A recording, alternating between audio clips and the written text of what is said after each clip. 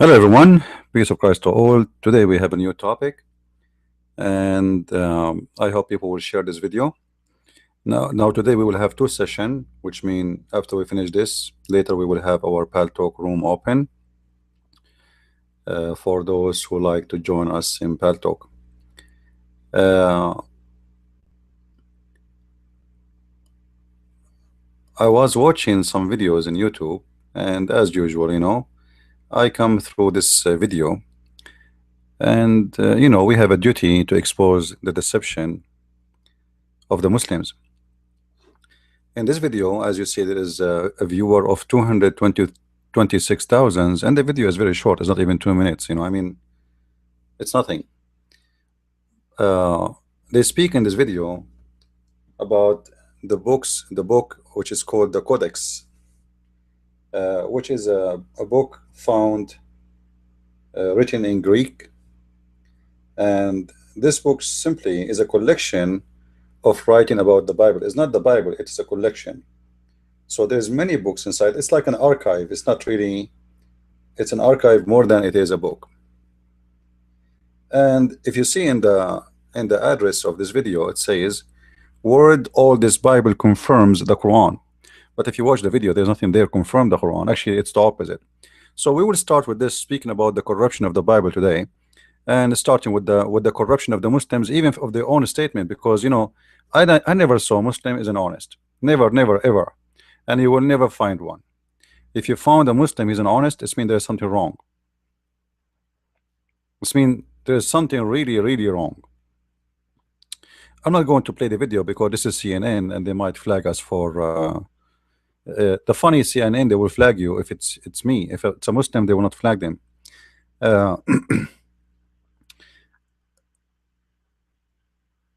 If you go in the video, you will see they are speaking supposedly. All the story is about this book, which is nobody is saying anything really. Like had nothing to do with the Quran, and nobody mentioned the Quran.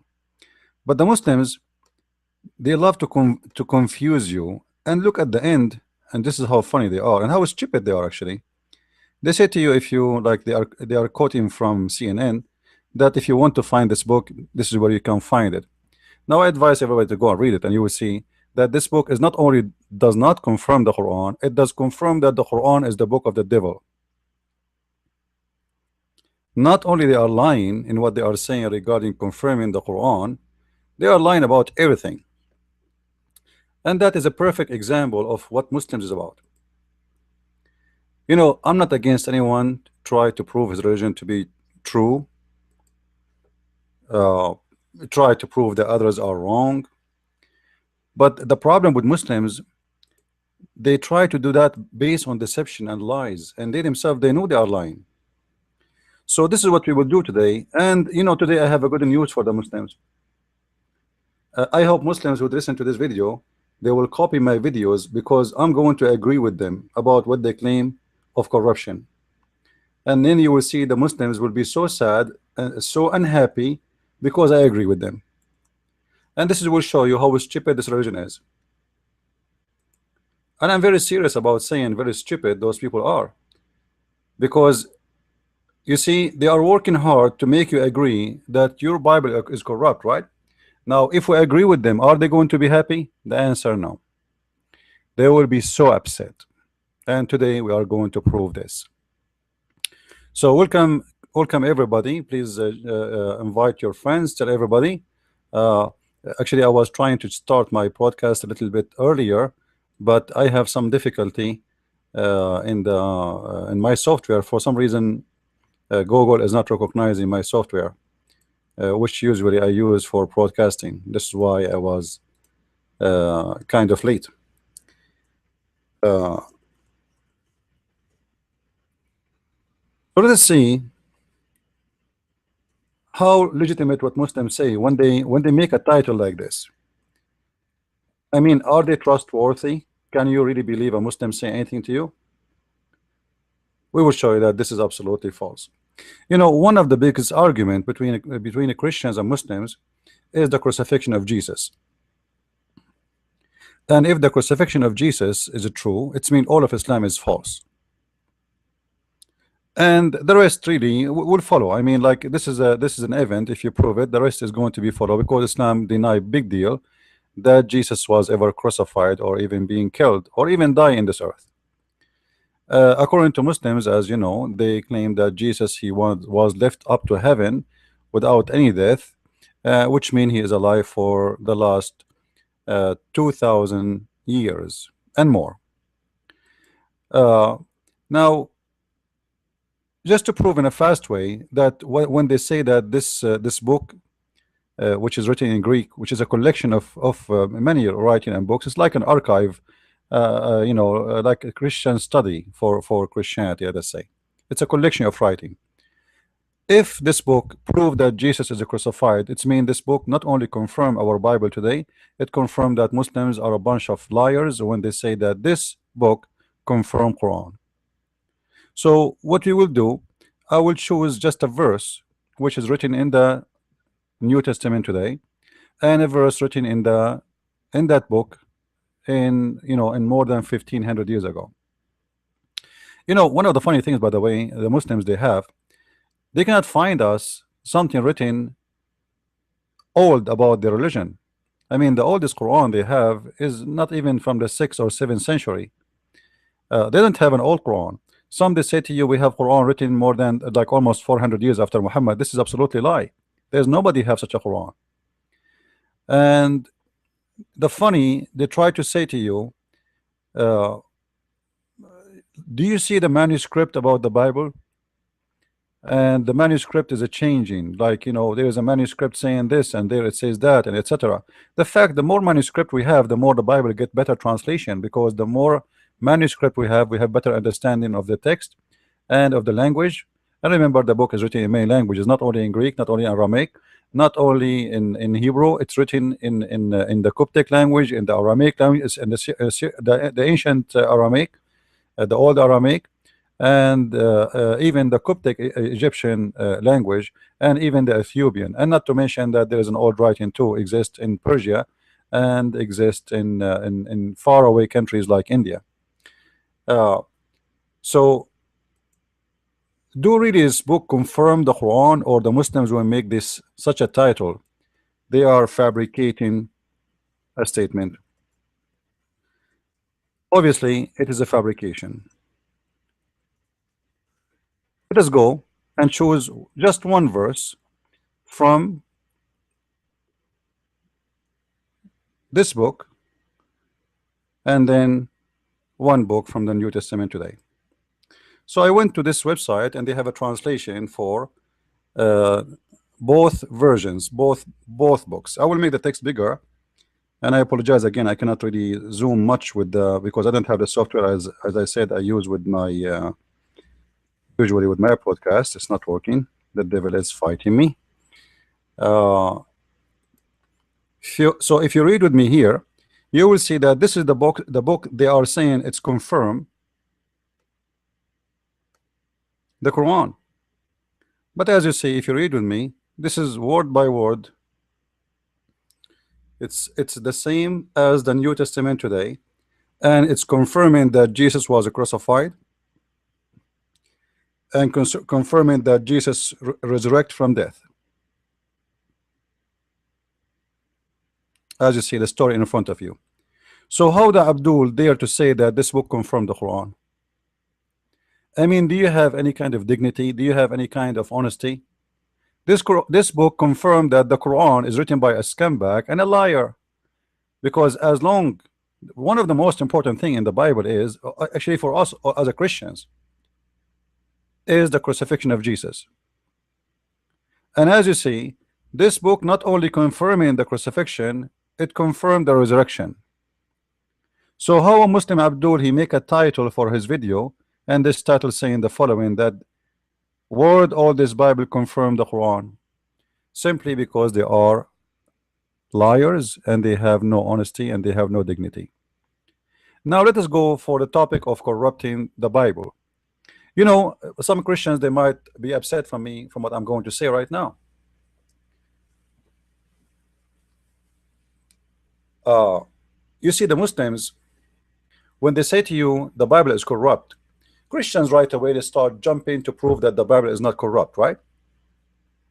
But nobody asks himself, the Muslims are talking about what? What exactly the Muslim is trying to say to you when he say the Bible is corrupt? Just to explain to you, Muslims are not the same as someone he is a Hindu or someone is a Buddha. Muslims are people who believe that their God is the one who sent the Bible, and that will make the problem big for them, bigger than what you can imagine. Like when the Quran says that Jesus was not crucified, and this is mentioned in verse number 4 157.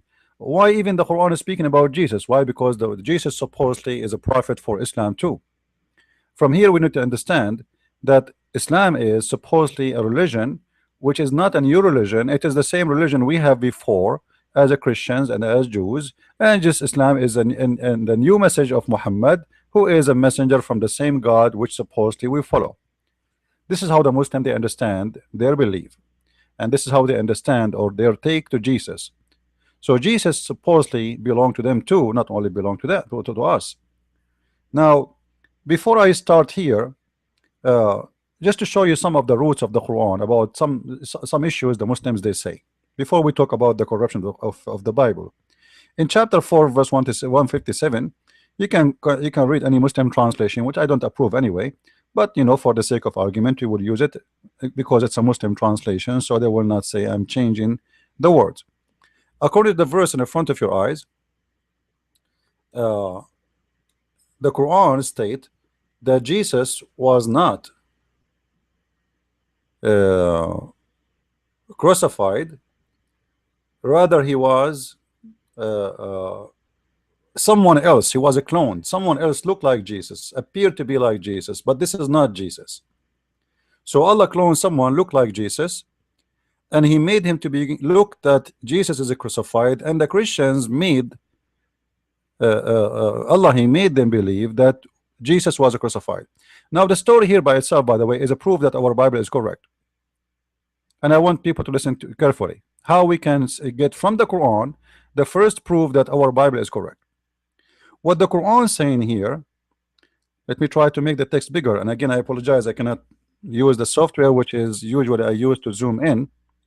All right, let us do it here. I hope it's going to work. All right.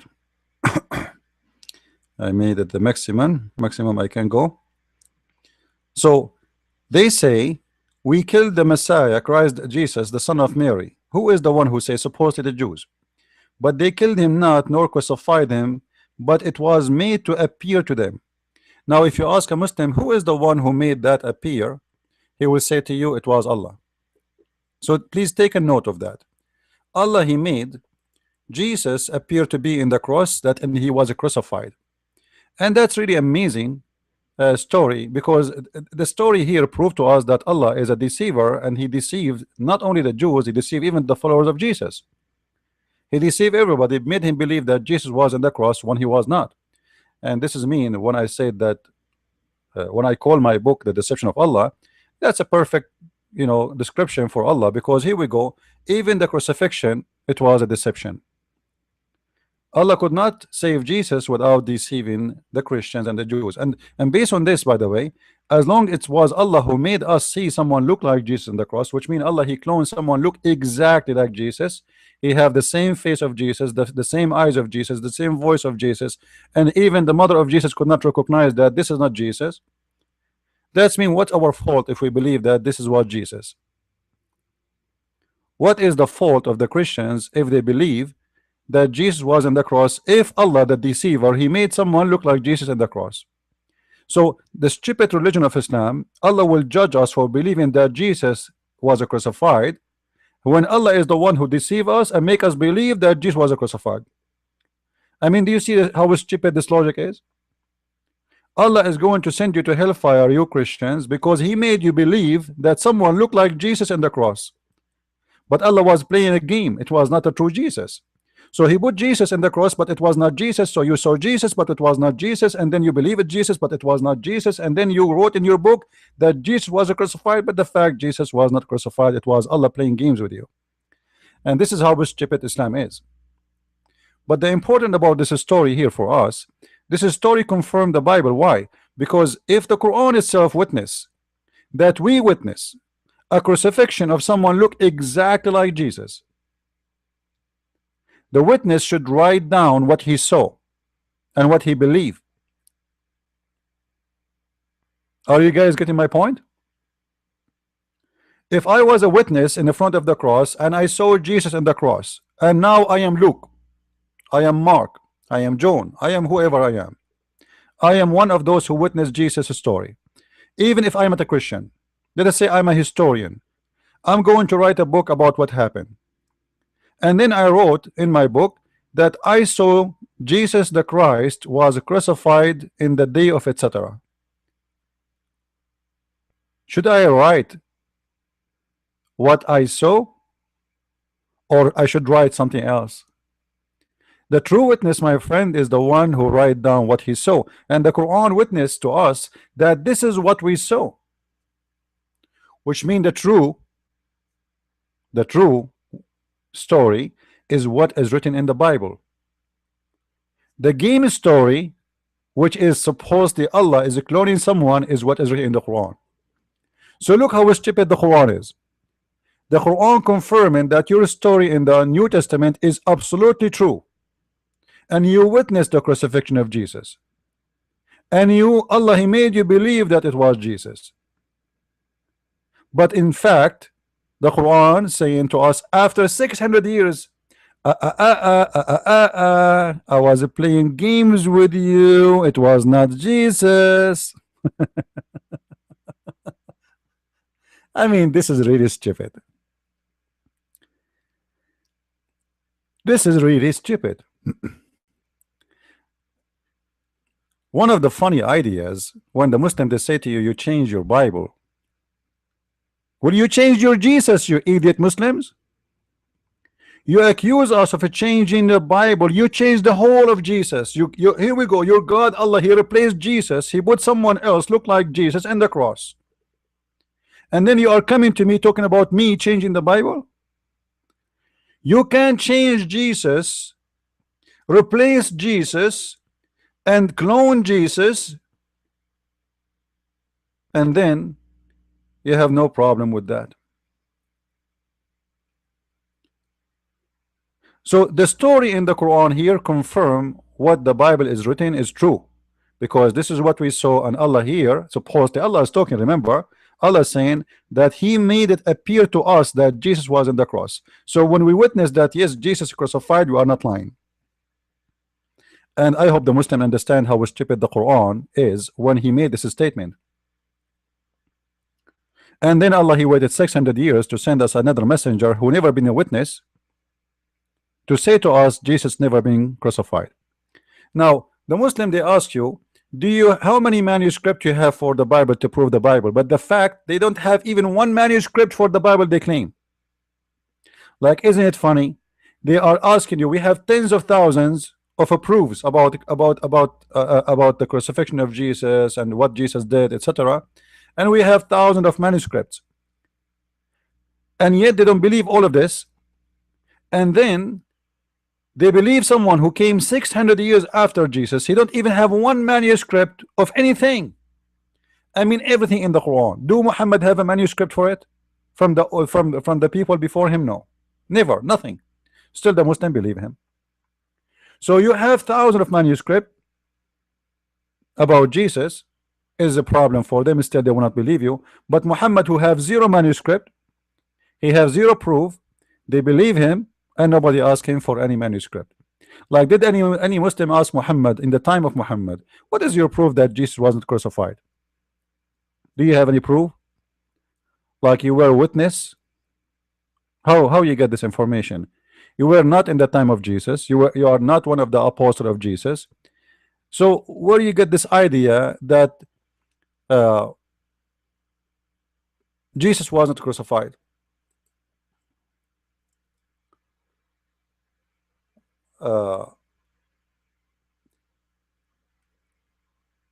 There is, what Muhammad he learned. If you remember, before we spoke about the Nasara.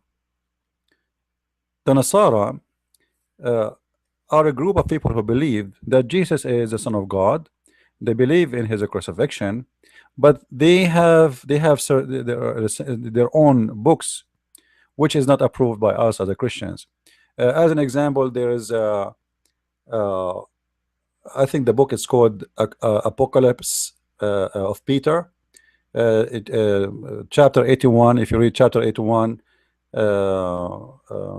sorry, chapter. Hold on. I think it's 81 because they have different numbers. 81 from 4 to 24, and in that book it says what it's mean. That's the one he's speaking about, Jesus at the cross. Like, is that really Jesus or an appearance? So it's like, somebody is making a poetry about Jesus. Like, I cannot believe that this is the glorified Jesus is in the cross right now. So the Muhammad, he took it in a literate way, that this was an appearance of Jesus. This is not Jesus. And from that story, he made a story of it, that this was the appearance of Jesus, but it was not the real Jesus. Now I will try to find you the text, which is I'm trying to say to you.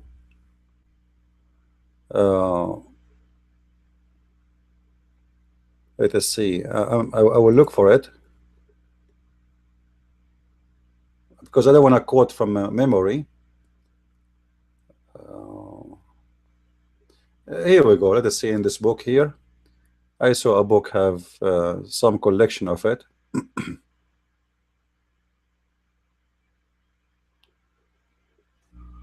Let's see if I can put it in the screen.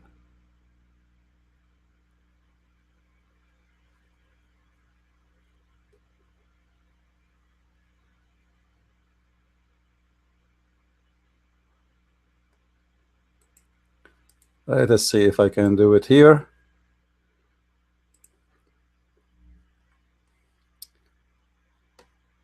All right.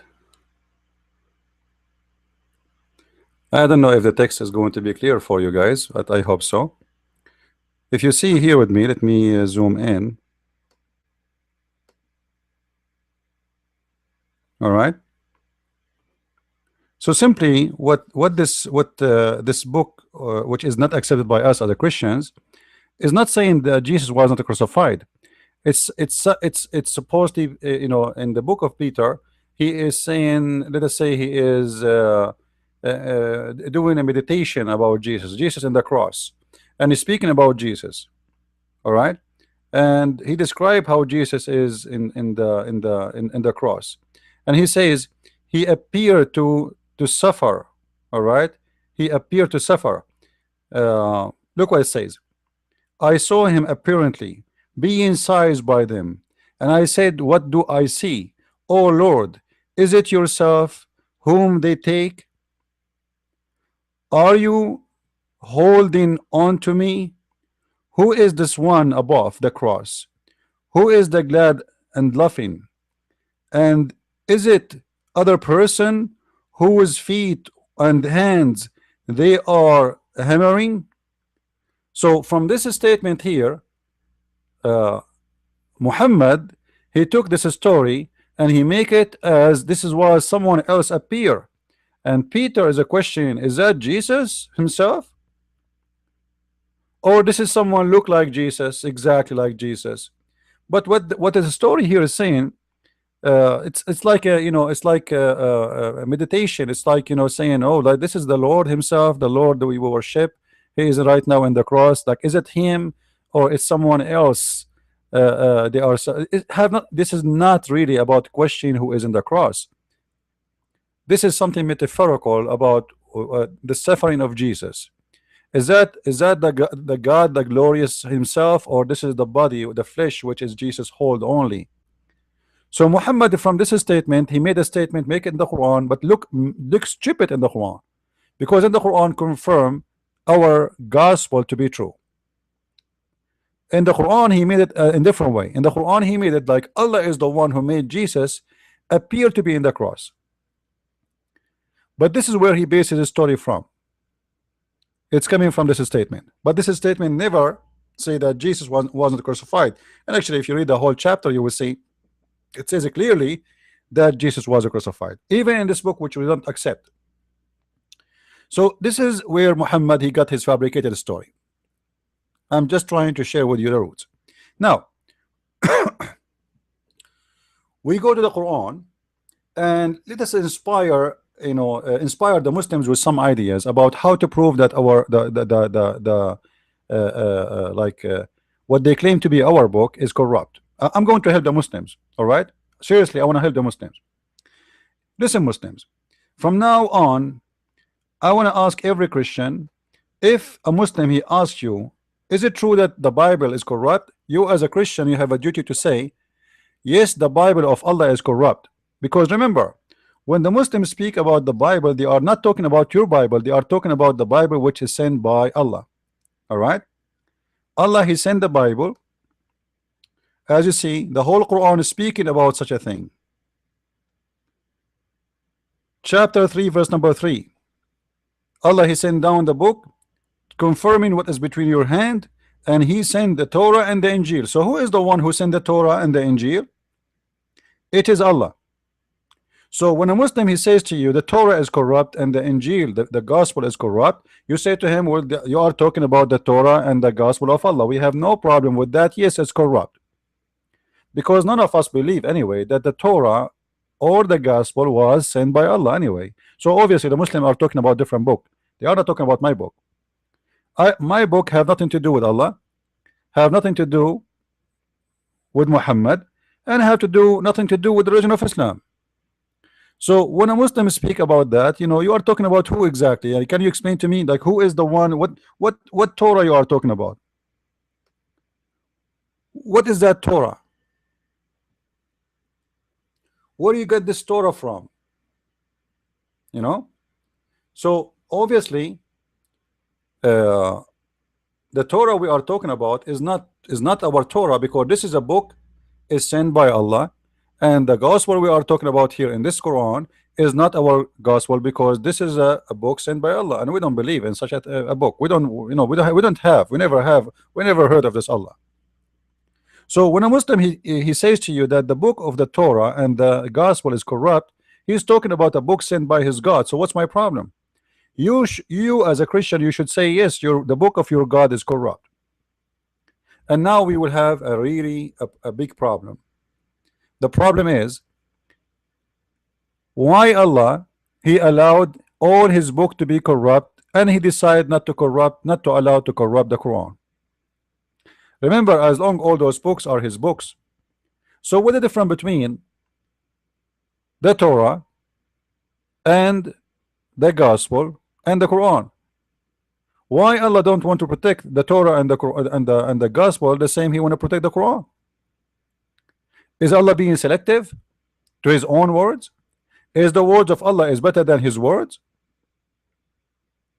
Isn't it stupid that this God he sent his book? And especially you guys, the Muslim believe that Allah he decide our act. He believe in destiny. They believe like everything we do is written before we do it, which means even the corruption of the Torah is a decision made by Allah. So if we ask the Muslim a very simple question, was the Torah and the gospel corrupted by Allah will or against his will? And I want this question to be memorized and remembered by every Christian. The second they say to you that the gospel is corrupt, you should ask them, was the gospel corrupt by the will of Allah or against his will? If they say by his will, for sure, it's mean, what's our problem? This is your God, Allah the devil, he is the one who corrupted. If they say against his will, that's mean Allah he have no ability to protect the Torah or the gospel anyway, and he is a fake God. Nobody can corrupt the word of God unless God he approve it, or he don't approve it, but still they can do it. So which one? So is it by Allah will or against his will? For sure the Muslims, they will be in trouble when you ask them this question. Now the other issue here, as long the Torah and the Gospel are sent by Allah, and all the books of Allah, as we will show you here, Allah, He said, nobody can exchange His words.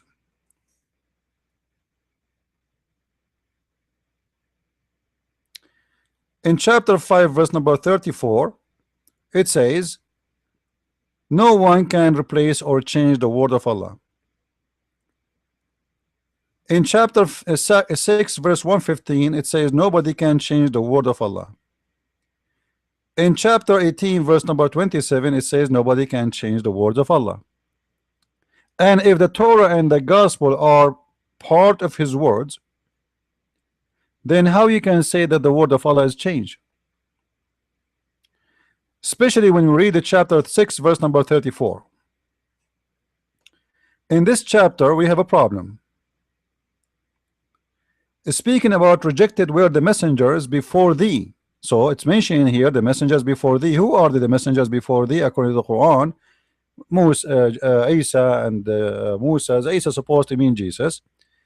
And it says, with patience and constancy they pour their rejection, they were their wrongs until our aid did reach them. There's none can alter the words of Allah. Remember, he is speaking about the messengers before Muhammad, not Muhammad yet, because Muhammad, he don't have a book yet. No one can change the words of Allah. He mentioned the messengers before him, before Muhammad, and he mentioned that nobody can alter the words of Allah. It doesn't say the Quran, it never mentioned the Quran. It says the words of Allah in general. But yet the Muslims, they say to us that the word of Allah is changed. So that will be a problem again. However, Allah, He sent 124,000 messenger, and all the books of that 124,000 messengers are lost except one book. It's called the Quran, which mean make Allah the biggest loser ever. Imagine you give Allah $124,000 and He came back to you and He say, I saved one. Obviously Allah is not good in business, and you cannot trust Him for any money more than $1 at the maximum. 124,000 prophet, where are they? Who their names we do not know. What their books we do not know. Where are they? The books are gone. Everything is gone. And that make Islam very stupid religion again. Now just to mention to you, somebody before asked me where those 124,000 prophet coming from. The story is coming from this, that Allah, before He created Adam, He created Muhammad. Muhammad was created before Adam, and Allah, He sent Muhammad in a ship, and in this ship he sweat 124,000 drop of sweat. From every sweat Allah created a prophet. So even Moses and Isa, or Jesus as they call him, Isa, even those are created, God forbid me forgive me for saying that, are created from the drop of the dirt of Muhammad. Muhammad, he sweat, Allah make from every sweat, every drop of a sweat, He make a prophet. Now if we go and check more verses in the Quran,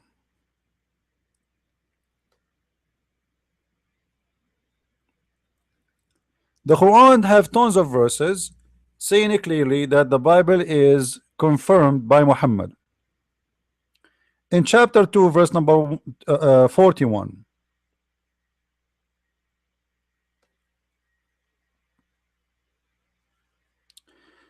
and believe in what which I reveal, confirming that which you possess already. What they possess already? The scriptures. All right.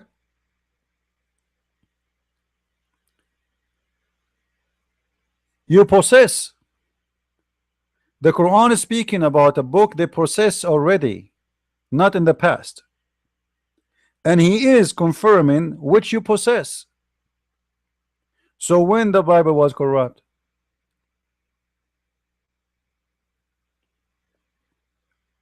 you see how stupid this book is? Actually, in the whole Quran, it doesn't say really anywhere that the Bible is corrupt. It's speaking about a change in the location of words. And how this happened, if you remember the story where Muhammad, he asked the Jews, they asked him, what about a woman, she commit adultery, what we would do? He told them, you know that in your book there is a punishment of stoning to death. And supposedly one of the Jews, he put his fingers over the line where it says stoning to death. So this is what the Quran speak of, that they are changing the location of the words, which means they are hiding them.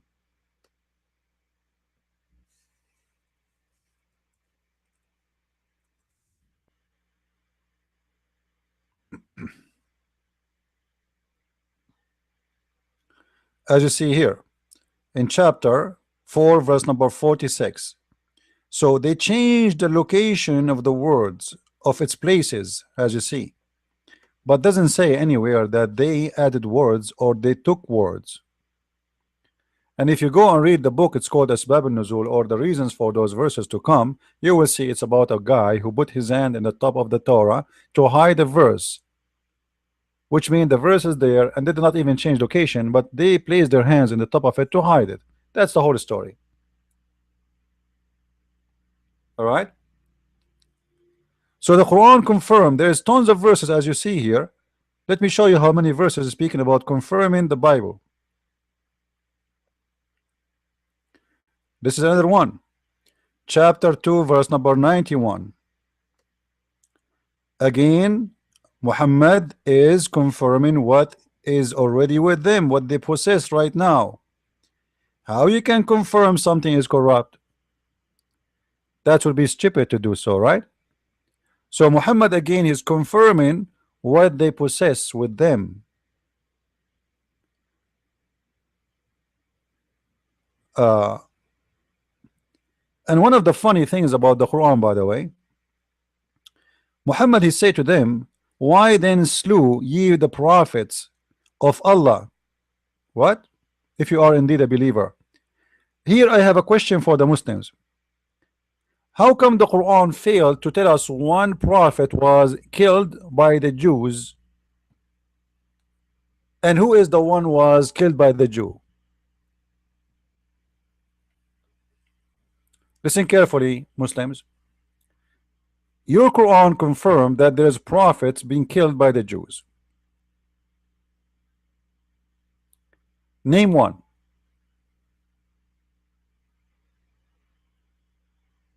You know, the God of Islam, he have time to tell me about an ant speaking to the ant, and Sulaiman is listening. He have the time to tell me about Sulaiman flying carpet. He have time to tell me about Sulaiman his chair. He have the time to tell me about Sulaiman he died standing, was dead for 1 year. He have time to tell me that Sulaiman he have a sexual power. He have time to tell me about Sulaiman he go to look for a woman, she have no hair in her legs. He have time to tell me about Sulaiman checking the chickens looking for his bird. He have all the time to tell me all stupid stories, but he don't have time to tell me one prophet the Jews killed. I mean, what is more important? To tell me about a bird who work as a minister of irrigation during daytime and part-time as dating advisor, or the guy who work as a pimp who go and look for women who have no hair in their legs for the king. Shouldn't Allah mention to us who is the Jewish prophet was killed by the Jews? The Muslim, they might say to you, well, don't you know about John the Baptist? Hold on. Even that one was not killed by the Jews. Are you stupid? The king who slaughtered John the Baptist, he tried to consider himself like the Jews, but he is not. He is a Roman ruler. He have nothing to do with the Jews. Name for me one prophet was killed by the Jews. They cannot. They have it in their book, but as usual, the Quran is a book of yellow pages, have the number only, nothing rest. There's nothing like, you know, yellow pages. They put for you a headline, that the address, name, person, phone number. That's it. Actually, there's no address. I think just a phone number. Who is the one who was killed by the Jews? They have no idea.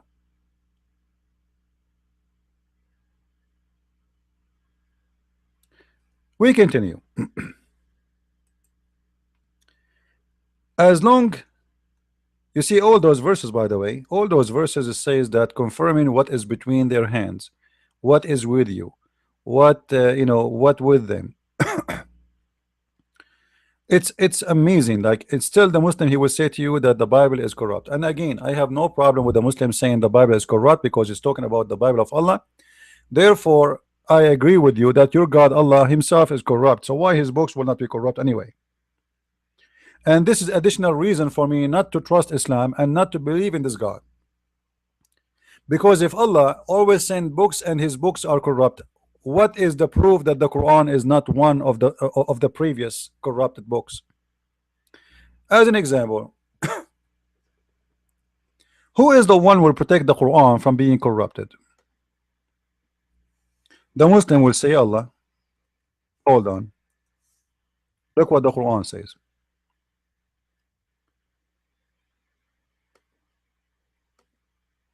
The Quran says, Inna alayna jam'uhu wa Qur'anuhu, in chapter 75, verse number 17. What does that mean? Allah saying, it is on us to collect the Quran and on us to recite the Quran. And Allah did not recite the Quran and did not collect the Quran, which means neither of them happened. The one the Muslims they have right now is not even the Quran of Muhammad, is the book of Uthman. And all of us, we knew the story of Uthman burning all the other Quran.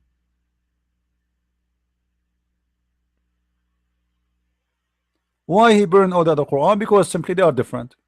So there was many Quran, and Uthman, because he's the king, he decided that this is the Quran I want, my Quran is the one will go. And the rest of the Quran, they are different. And by the way, there's many of them still exist. Mus'haf Uthman became the most popular because of Saudi Arabia, they approve it and they have the money and they print it for free. Otherwise, there is many other Quran exist still until now, and they are totally different. So who is the one who should collect the Quran according to the Quran? It's Allah. Did Allah collect the Quran? Never. Did Allah send a book to Muhammad? No.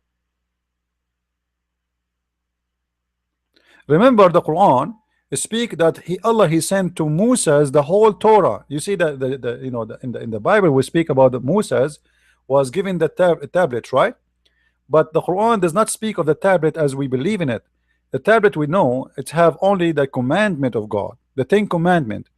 According to the Muslims, Allah did not give Moses the 10 commandment in the tablet only. He gave them the whole Torah, the whole Torah.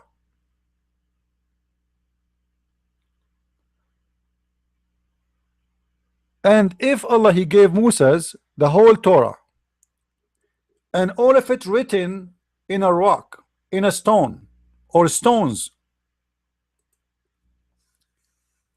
how come Allah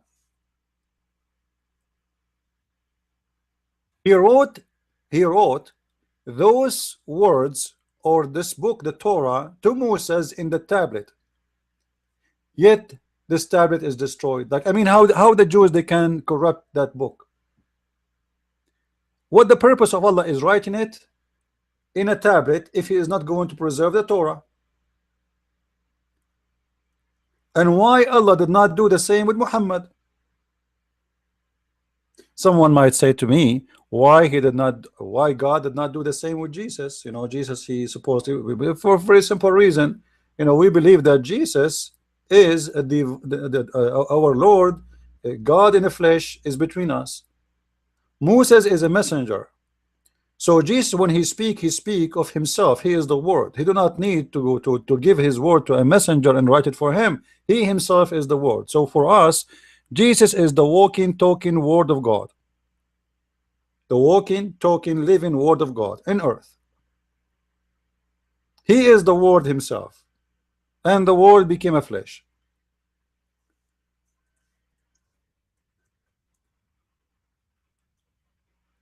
So when Allah he gave Moses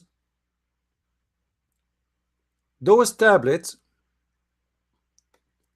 and Moses he got them written in rocks to preserve them supposedly, and then Allah he says to us the Torah was corrupt. So what the purpose was of writing those on rocks? Obviously, according to the Quran, Allah trying to preserve the Torah, right?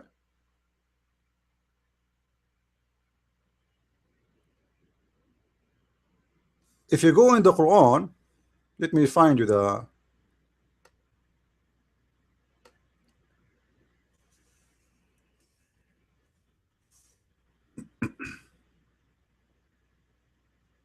in chapter 53 verse number 36 and chapter 87 verse number 19. You know, actually even in chapter 87 verse number 19, Allah claim in the Quran supposedly that not only Moses have tablets, it's even Ibrahim. So what happened to the books of Abraham and the books of Moses? I want a Muslim to tell me one verse of the book of Abraham. What is the name of the book of Abraham?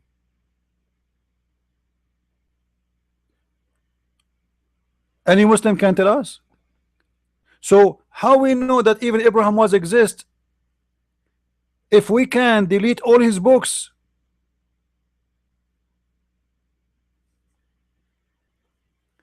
Do you see the guys the madness we are talking about?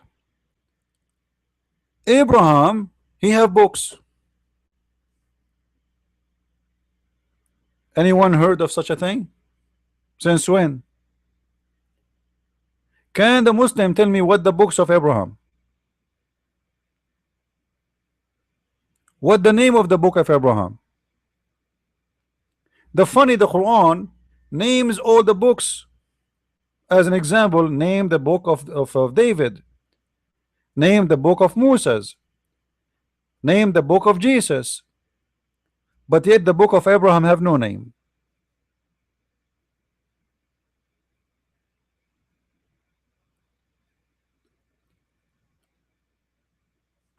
And you will see another funny stupid thing in the Quran. It says, and this is in the books of the earliest revelation. Where are those books? How you can mention that this is exist in the earliest books if we cannot find the books?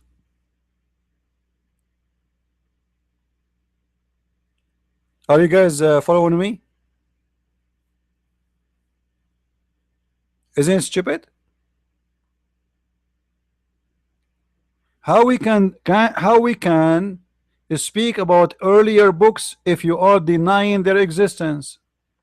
So when the Quran mentioned the earliest books, saying this is found in the earliest books, and the revelation of Abraham and Moses, is that because he confirming books exist before him on those verse, or those books are gone? So what the point of saying they are exist there? What the proof? Is going to be very stupid to say this is exist in the earliest books when there is no books.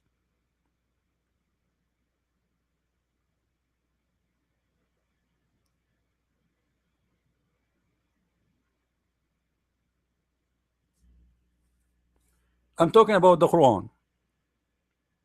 So when we say the book of Abraham, can the Muslim tell me what the book of Abraham?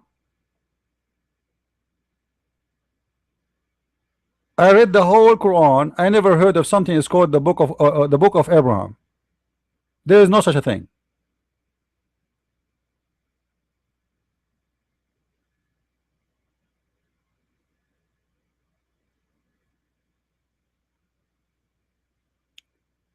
There is books reported about Abraham, There's books speaking of Abraham, but Abraham who wrote the book, I want to know the name of the book and when Abraham wrote his book and what language.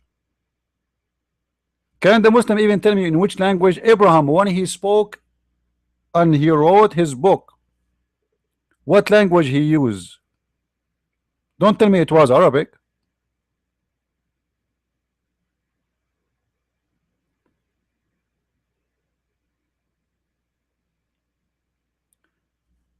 Another issue with Abraham,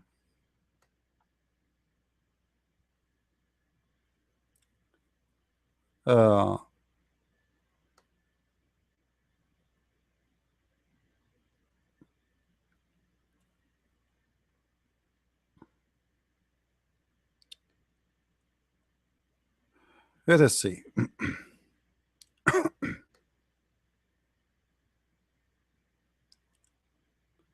I'm trying just to collect, you know, like some ideas to arm you with answers. Look at this verse with me. Chapter 3, verse number 65.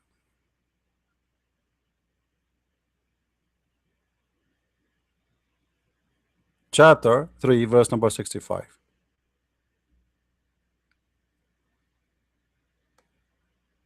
Just to show you that the one who wrote the Quran is officially stupid. Allah speaking to the people of the book, and the people of the book is the Jews and the Christians. Look what he says to them. For sure, Allah, he says that supposedly to Muhammad, and Muhammad, he says that to us. Ye people of the book, why dispute ye about Abraham when the law and the gospel were not revealed till after him? Have you no understanding? I mean, seriously, the one who wrote this verse, from where he got his degree, I will give you three options. He got his degree from the stupid U-Haul, or from Taliban University, or from the University of I have no idea. Because if we imply this logic on what we are talking about, we will see that Islam is the last one who can complain about Abraham or can dispute about Abraham. Why? Because Allah saying, why you dispute about Abraham when you came after Abraham? Like, aren't you Muslims are the last one to come? If you are saying the one who came after Abraham have no right to dispute about Abraham, but you are the last one. Guys, are you getting my point? Imagine you are 60 years old. Abraham is 100 years old. I am 20. And then I say to you, you are 60. Why you are debating me about Abraham and you are born after Abraham? But I am 20 years. I'm the last one. Are you getting my point? How stupid this religion is? Their argument is, don't debate us about Abraham because you came after Abraham. But the Muslims, they are the last one who came. You know, this is can work if Muhammad was before Moses, and that means he was before Jesus too. And the Muslim says to us, why you are debating us about Abraham when we know Abraham more than you, because we are more close to Abraham by date, which means we know him more than you. This is the argument. You came after Abraham, so you cannot debate about Abraham. But the Muslims came long after Abraham, after all of them, after the Jews, after the Christians. And their logic that you don't have the right to debate about Abraham because you came after Abraham. This is how stupid this religion is. Now we continue. So let us agree as a Christians, when a Muslim he speak about the gospel, he's talking about the gospel of Allah and the Torah of Allah, and then right away you want to spank him in his face, just tell him yes, the Torah of Allah is corrupt, and you will see how his face will turn red and blue and green, because he's not expecting that to say to you, you know, to him. He might say, no, no, no, I'm talking about your gospel. I said, Abdul, listen, what do you mean my gospel? I don't have a gospel. Actually, we don't have a gospel. We don't. The book is the book of God. No, the book does not belong to us. The book belongs to the author, not to the follower. So when you say the gospel is made by Allah, you are accusing Allah, your God, Muslims, that He is the one who could not protect His book, and you are accusing the book of Allah to be corrupt. And as long as this is the story, so what's my problem? Go and debate your God, the stupid God who sent His books, but He cannot protect the books. I have no problem with this argument. The books of Allah keep being corrupt. Very clear proof that Allah is a fake God. If Allah is a true God, He should protect His gospel. If Allah is a true God, should protect the book of Abraham, as you see in the front of your eyes.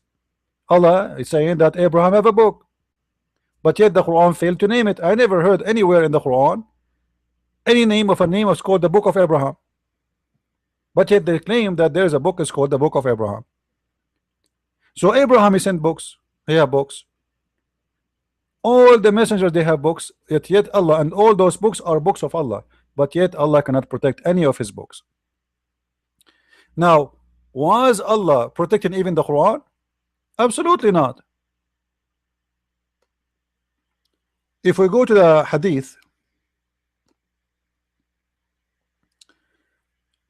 actually before we go to the hadith, look at this hadith here, where Muhammad, he take an oath on the Torah. And this is what I said, that the Jews, one of the Jews, he put his hand in the top of the Torah trying to hide it. One of the companions of Muhammad, he said to them, move your hand, and he saw the verse, and he said to him, you know what, why you are hiding it? So Muhammad, he said to them, bring me the Torah.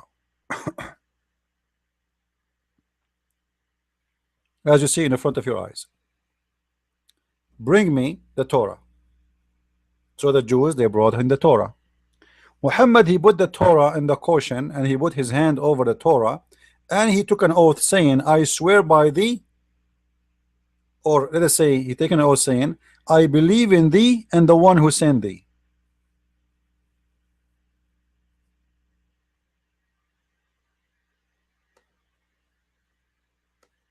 As you see here,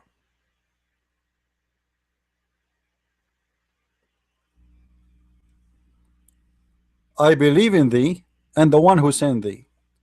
So not only the Quran have tons of verses confirming that the Torah and the gospel in the time of Muhammad is absolutely correct, even Muhammad is taking an oath on the Torah saying, I believe in thee and the one who sent thee. Now, was Muhammad swearing by the corrupt Torah? If yes, that means Muhammad is a scumbag.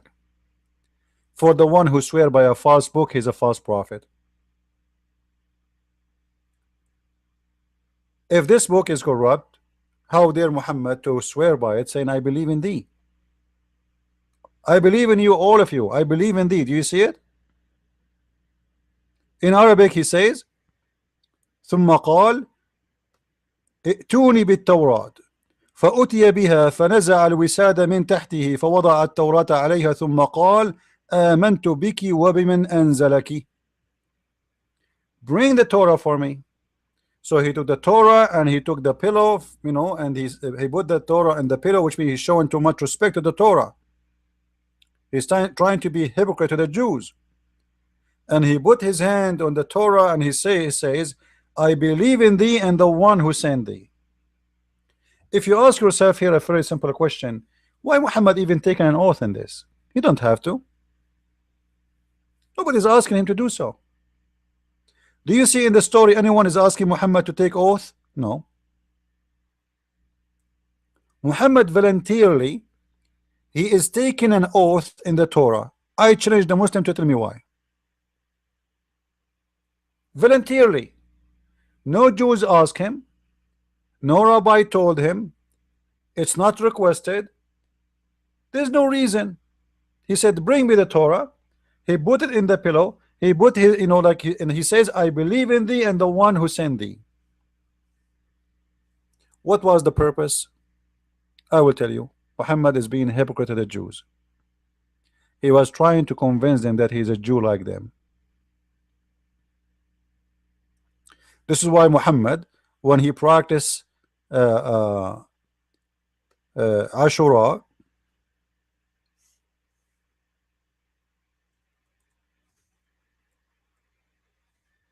he asked the Jews, where you get this, what this, why you are fasting today? Like why it's, uh, uh, why you are celebrating this day? Hold on. Why you are celebrating today? They said this is the day where Moses was saved from the Pharaoh.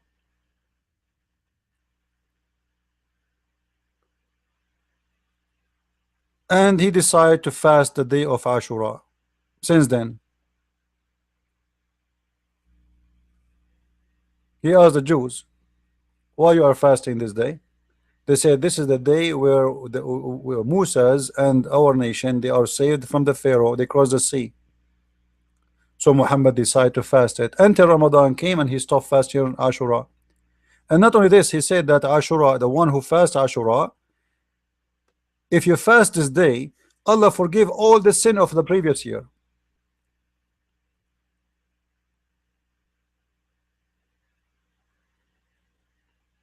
And then suddenly Ashura is not important, and Muhammad decided not to fast Ashura no more. Why? Because simply he was trying to be a Jew, and the Jews did not accept him, so he gave up, and he will not. He did not need it no more. The Jews are not going to accept him anyway. Look what it says. The one who fast Ashura, if he fast Ashura, it is going to delete all his sin for the previous year, just one day. So how come this day became not important in Islam now?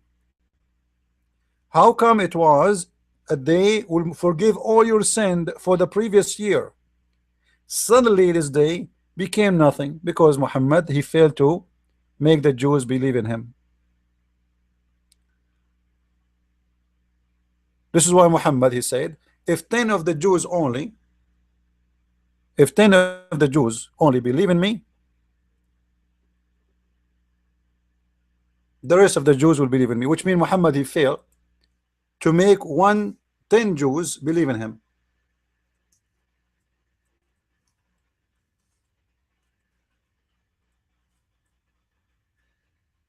And this was the target.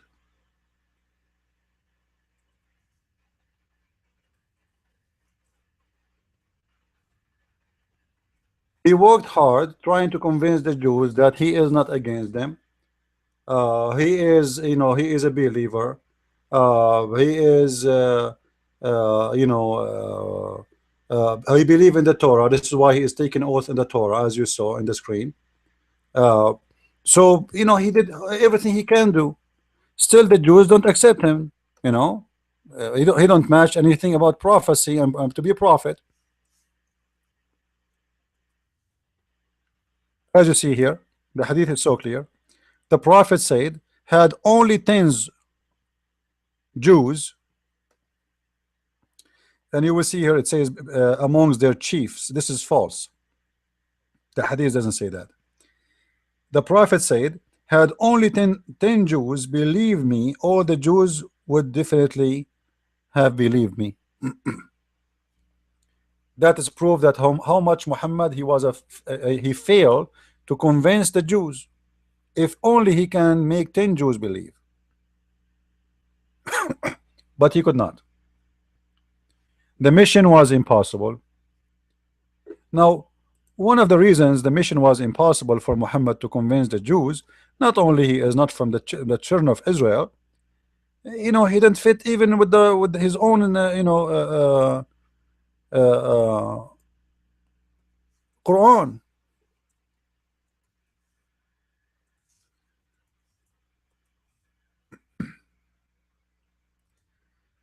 Let us see.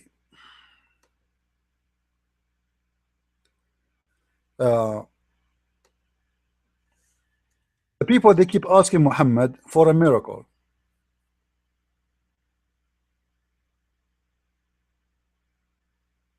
as you see here in chapter 2, as an example, chapter 2, verse 118. There's tons of verses, by the way. And Muhammad is still, he cannot make one miracle. They keep saying to him, at least like give us one miracle, you know, like Moses have miracles, Jesus have miracles, all a prophet have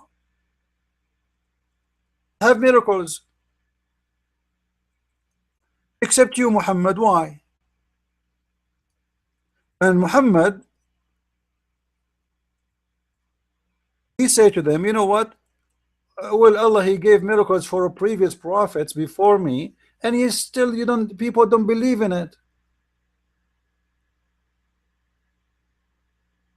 What? Who said so? The Jews, they believe all the miracles of Moses, and all the miracles happen for other prophets too. And even the Jews who became Christians, they believe in the miracles of Jesus, because remember, all the apostles of Jesus, they were Jews. They are not anything except Jews. They are Jews. They are pure Jews. So yes, they believe in the miracles. And Muhammad still, he cannot make one miracle happen. And all what they are asking him for, you know what, you want us to believe in you, what about just make one miracle? And as you see all those verses in the Quran, chapter 2, verse 145, Allah is saying, you know what, if you make all the miracles in the world for the Christian and the Jews, they won't believe in you. But this is false. This is proof the Quran to be false. Aren't the Muslims saying today that there's people convert to Islam and they are Christians? Aren't the Muslims, they say that somebody was a Jew and he converted to Islam even in the time of Muhammad? So what do you mean if you make all the miracles to the Christian and the Jews, still they will not believe? This is again a false prophecy, because Muhammad, he gave up in the Jews and the Christian, they will not believe in him. But right now in the West, you will find someone, he convert to Islam. So this is a false prophecy, because he's saying those people will never believe in you. Then the Jews, they ask him to do something which is supposedly written in the Quran, as we see in this verse.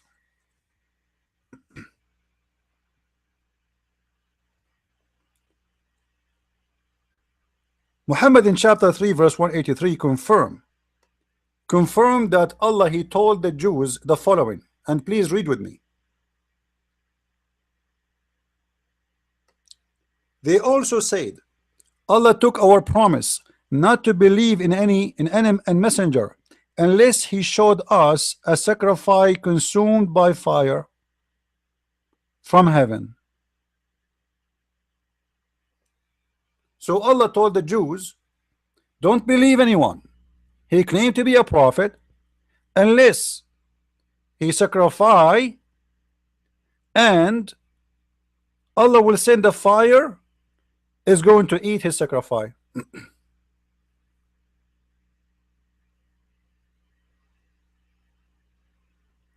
Look what Muhammad said to them. Say, there come to you messengers before me with a clear sign and even what you ask for. Why then did you slay them if you speak the truth? So the sign they asked for, it was true. Allah, he gave that sign. Muhammad is confirming that this has really happened. God confirmed to the Jews a prophet of God to be a prophet by making such a miracle when they asked for it. He sacrificed and God sent fire, consumed that sacrifice. Muhammad, because he have no miracle and he cannot do that, he said to them, well, a messenger came before me and they gave such a sign you are asking for, but still you don't believe in them. Who? Like who? Who is the messenger? You Muslims, can you name for me the messenger? They did not believe in him and he sacrificed and God consumed his sacrifice. Who? Name him. obviously Muhammad again, he failed. He failed to do the miracle which they are asking for. The Jews are not rejecting Muhammad for no reason. They are rejecting him. You know, they are asking him, how come you cannot do what other prophets do? And if you remember in the Quran itself, the story is in Islam, the story of the children of Adam's, when the two children, according to Islam, they are fighting over their beautiful sister. According to Islam, the children of Adam, Cain and Abel, they were fighting over sisters. Each one of them, he have a twin sister, and both of them, they want to marry the beautiful one. There's one, she have a cross eyes, with my respect to everybody. According to Islam, it's very stupid story. She have a cross eyes, she is ugly, whatever, and one is beautiful. Both of them, they want to marry her. So Allah, he told them, he told Adam, tell your children to give sacrifice, and the one who I accept his sacrifice, he will be the one who marry the beautiful girl.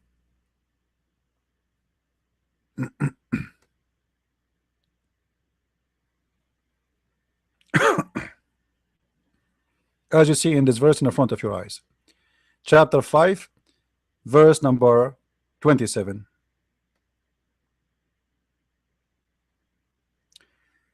Recite to them the truth of the story of the two sons of Adam. Behold, each presented this a sacrifice. Each of them presented a sacrifice. What happened? When they presented the sacrifice, one of them, he presented a vegetarian sacrifice, and the other one, he presented a sheep. Allah, he sent a fire, consumed the sheep, and rejected the vegetarian one.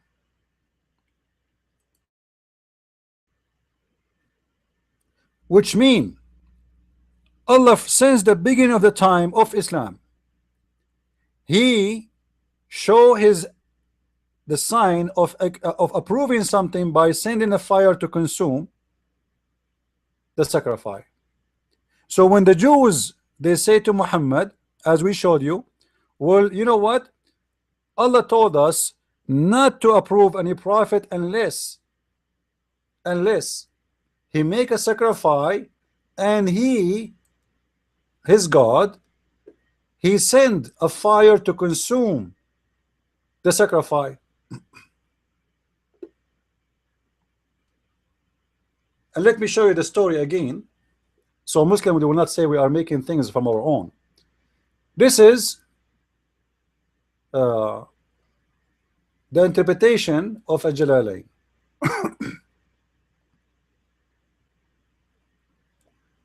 Let us make the text big so you guys can see it better.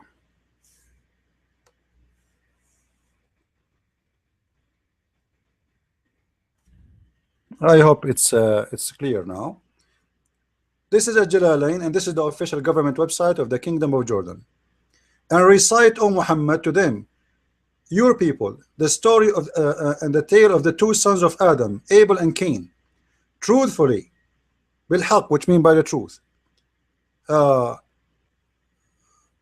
Here, then he continue. How they each offer a sacrifice to God, which in Abel's case was a ram, and in the case of Cain, some green crops. It was accepted from them, one of them, namely Abel, when a fire came down from heaven and consumed his offering. Do you see it? According to Islam, according to the Quran, if Allah want to approve a person, he asks him to do this. He make him sacrifice, and then if he send the fire to consume that sacrifice, that's mean you are approved. If Allah did not send the fire to consume the sacrifice, you are not approved. The same story happened with Abraham. The same story happened with Abraham. According to the Quran and according to Islam, Allah he asked Abraham to sacrifice his son Ishmael, not Isaac. In the Bible, it is Isaac. In the Quran, they change, they make it Ishmael, no problem. And then Allah he sent a big sheep, and this sheep was Allah he called it Dhabhun Azim, which means a great sacrifice.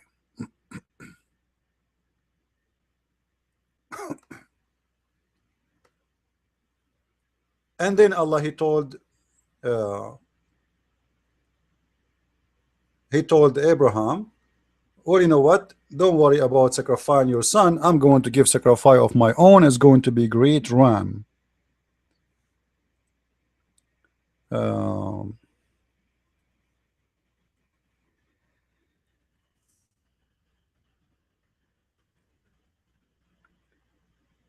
Let us see.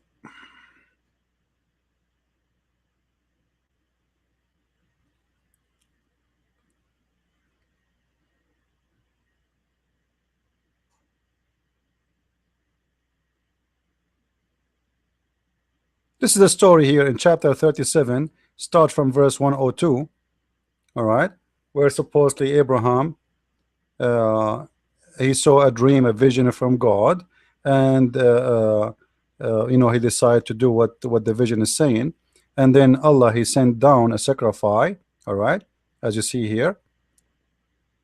All right, and then Allah he said to him, I am going to send our ransom, your son, with a great sacrifice. And this is in chapter 37, verse number 107. And that sacrifice was consumed again by a fire sent by Allah to approve the behavior of Abraham,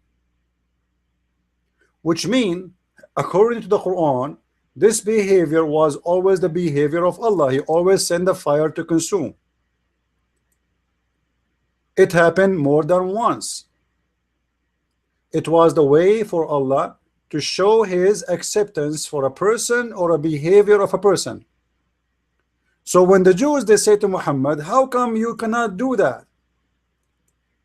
According to the Quran, the Jews have a problem, and the problem is Muhammad, he cannot fulfill his own statement of his own book stories. He come to us with a story saying that yes, the children of Adam, they have the same problem, and Allah he accepted their sacrifice by sending a fire to consume it.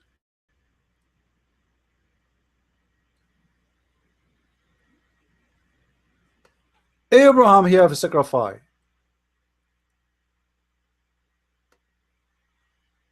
and the same story happened again.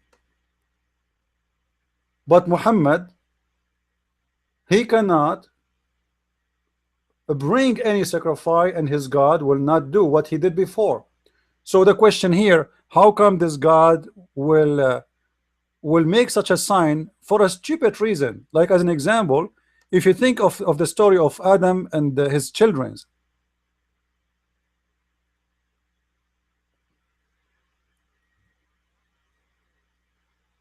isn't it stupid that the God, he will do such a, I'm talking about the idea, he will send such a miracle to send the fire to consume the sacrifice just to solve a problem about two guys fighting over a girl, and Allah yet will not send the same miracle to confirm that Muhammad is a prophet? Don't you think that this story is weird?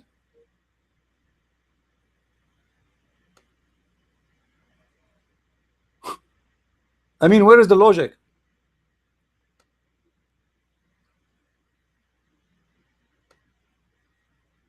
Obviously, there's no logic here. The story does not make sense, and Muhammad is not qualified to be a prophet. Now we continue about the corruption of the Allah Bible and the corruption of the Quran.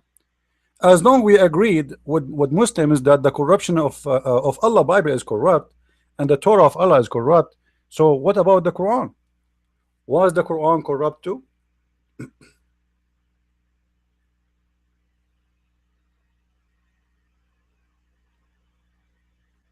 Let us see that. If we go to the hadith, if you remember before we mentioned uh, that when Muhammad was in the bed of death, a goat or a sheep came inside and ate the Quran.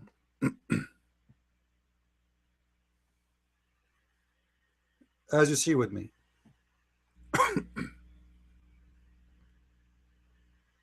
And this is not da'if. This hadith is not da'if. So for those who want to play games of da'if and strong, you know them. Aisha, she said, the verse of stoning and breastfeeding for an adult 10 times was revealed. And the paper was with me under my pillow. When the messenger of Allah died, we were preoccupied with his death. And a tame sheep came and ate it. What happened?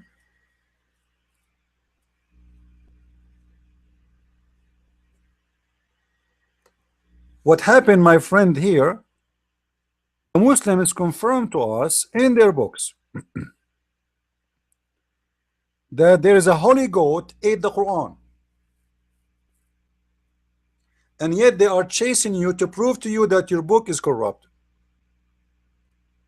And they chase you and they say to you that Allah, He protect the Quran, only the Quran. And then we find that a goat was stronger than Allah and was able to eat the Quran. And what the Quran ate is not only a verse, it's eating obviously chapters. Why? Because it's speaking about multi things was this appear from the Quran in the same hadith. The stoning to death, the breastfeeding for adult 10 times, and the breastfeeding for adult for 5 times. This is what is reported in this story here, as you see with me here. All right. The verse of stoning, this is the first one is mentioned. This one is gone. The goat ate it. What else? The verses of stoning to death. Sorry, the verses of breastfeeding for adult 10 times. All right. And then there is verses which is 5 times abrogating the 10 verses, the 10 times, but those are not found in the Quran today too. So we have 3 chapters or 3 locations in the Quran, they are gone. And all those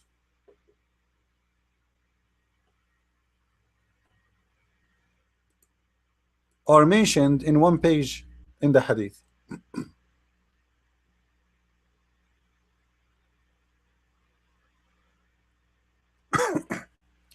Now for sure there's tons of proofs of the Quran being corrupt.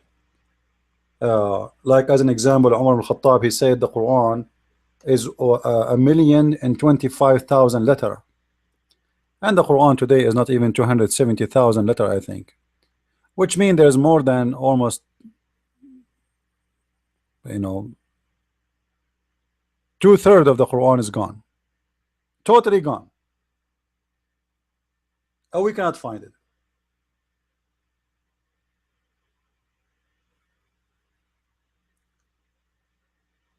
Now the books of the Shia, the Shia, they confirm clearly that the Quran is really corrupt. But that is the case the same for the Sunni too. There's tons of reference speaking of the corruption of the Quran.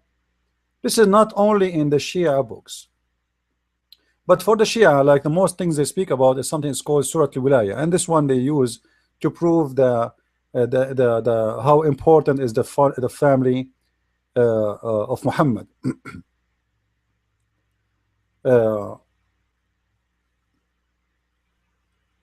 I wish we, today we are going to open a room, chat room later. All right, maybe in 3 hours from now. I hope we will find some Muslims who dare to come and debate us, and we can talk in more details about those issues.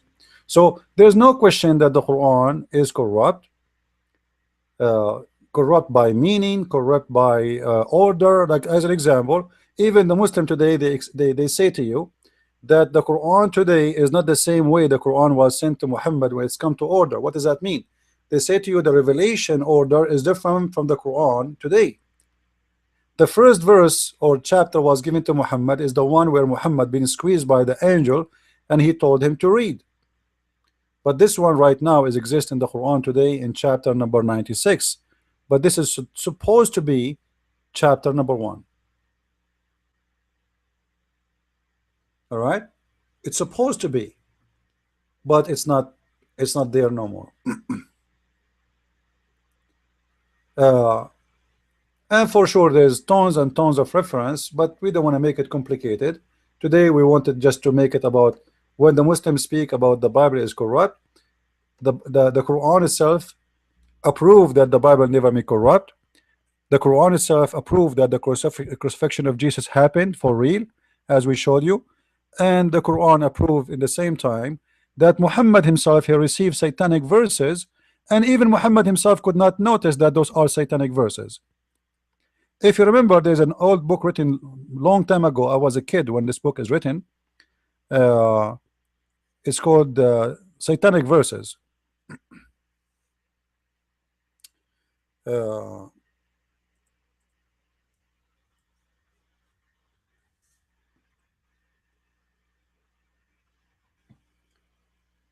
But before we go there, I want to show you something very stupid in the Quran, where the Quran itself proved to us that the Quran deleting Quran, and Allah himself is corrupt in the Quran. How this happened? If you go to chapter 2 verse number 106,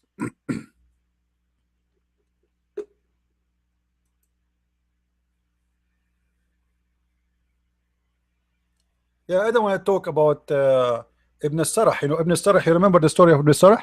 Ibn Sarah, he was the one who wrote the Quran for Muhammad, and one day he told Muhammad about better idea how to write a verse in the Quran. So Muhammad, he said, you know what, write it this way. So this guy, he said to himself, you know what, if Muhammad is a prophet, I am the one who said the sentence, and he said this is Quran now. So if Muhammad was inspired, I'm inspired too.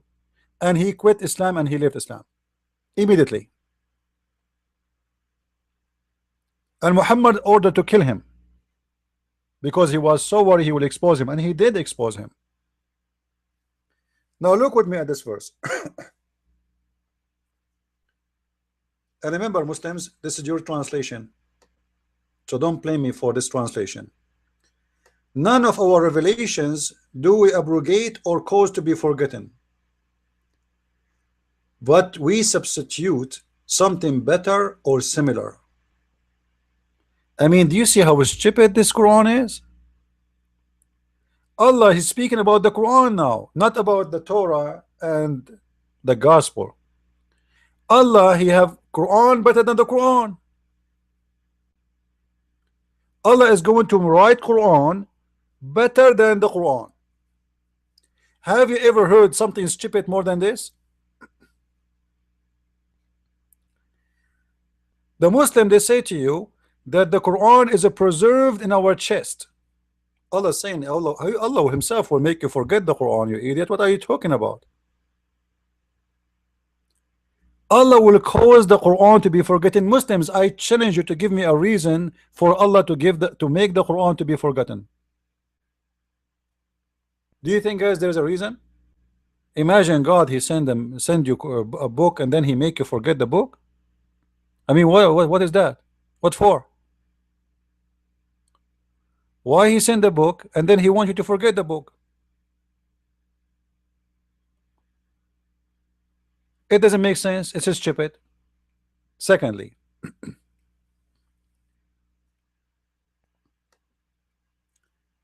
Allah saying the Quran will be destroyed in two ways. Something is called abrogation, The other one is forgetting, abrogation, and forgetting. Why Allah want to abrogate the Quran? You just gave the Quran. You just gave me the Quran. Why you want to abrogate the Quran? You see, if Muhammad is abrogating a verse is exist in the Torah, and Muhammad he came 1,000 or 2,000 years after Moses or Abraham, I will say, you know, it makes sense. What was existent for that time is good for that time, and now it's time for change, because the world is changing.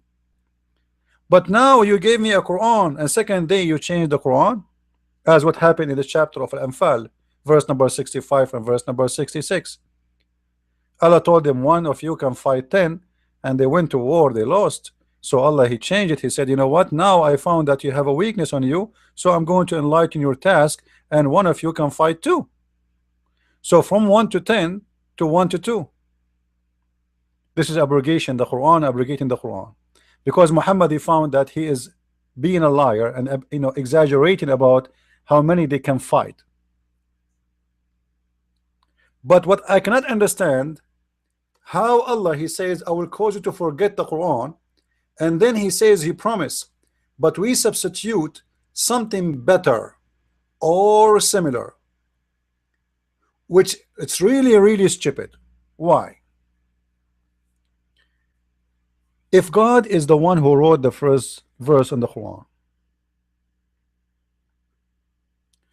how Allah verses can be better than Allah verses? Are you guys following with me?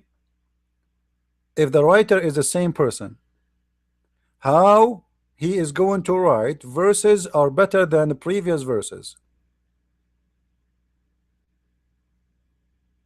What happened? Allah he found that he have a grammar mistakes and he is going to correct them. Is Allah is perfect God, or he's a human like us and make error? Like I have my books, I wrote my books, and somebody of you says, Christian, there's a mistake there in the number, the page is not right, so I correct it. I am a human. This is the one is talking here is Allah, supposedly is God. This God, he will make Quran better than the Quran.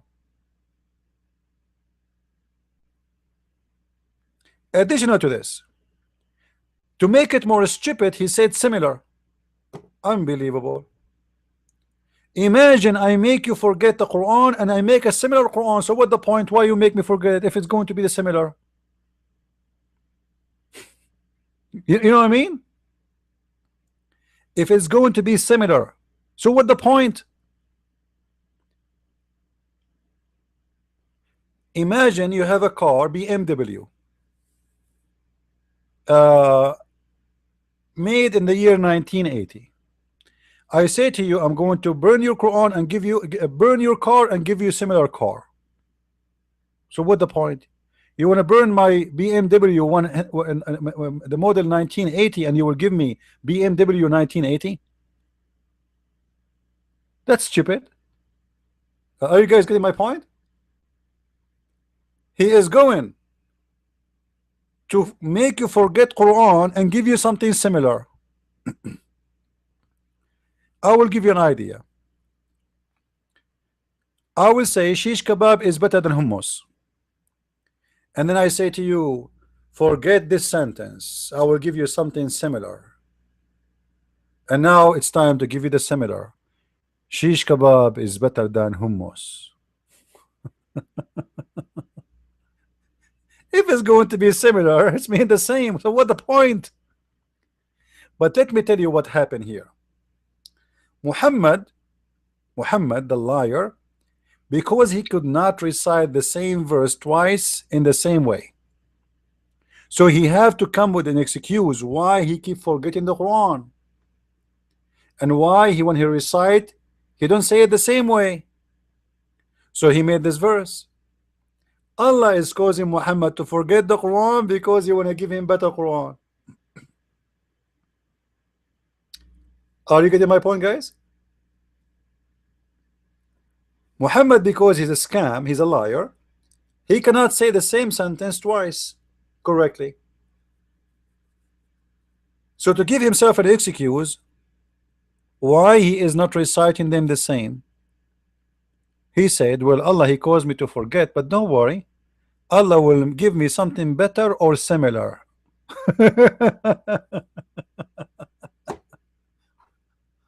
And yet the Muslim, they say to us the Quran is preserved. If you remember, before we spoke about Allah, he sent the Quran in 7 letters.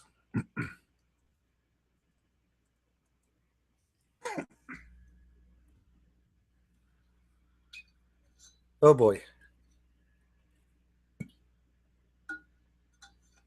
Allah, he sent the Quran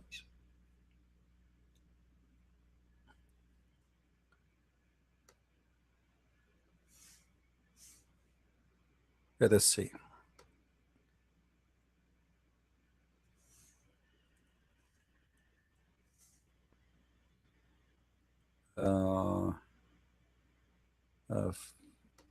I will try to find the hadith about the seven letters. Allah, he sent the Quran in 7 letters.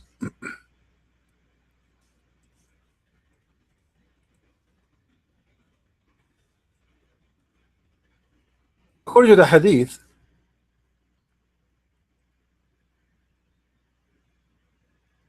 the Quran is sent down to Muhammad in 7 letters for a reason.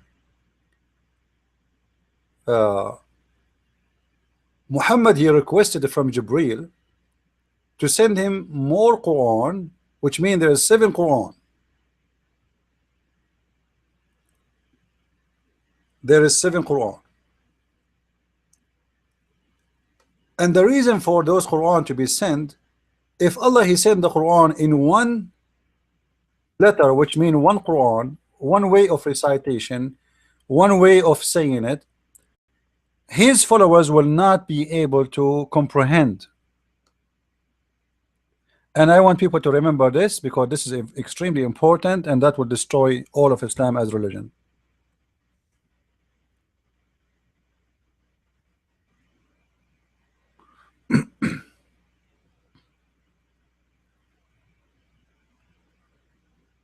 Let me show you the hadith.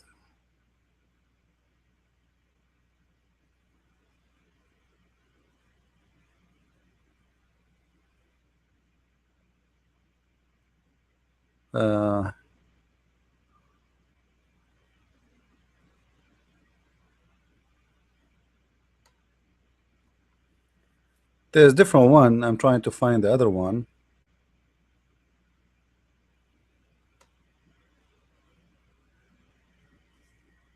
Let's see if I can find the other one, because the other one, it says clearly that I asked Jibreel to burden to ask Allah to burden me and to send the Quran in more letters, because my people will not comprehend.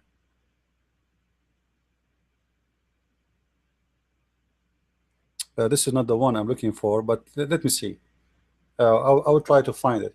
So simply, Muhammad, he keep asking Jibreel to send the Quran, and the reason that people, they will not understand. But the story happened here.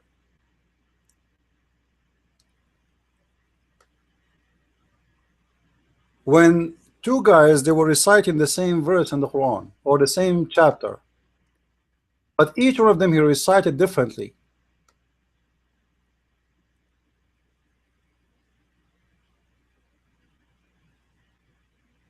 Let me show you the hadith. I'm trying to find the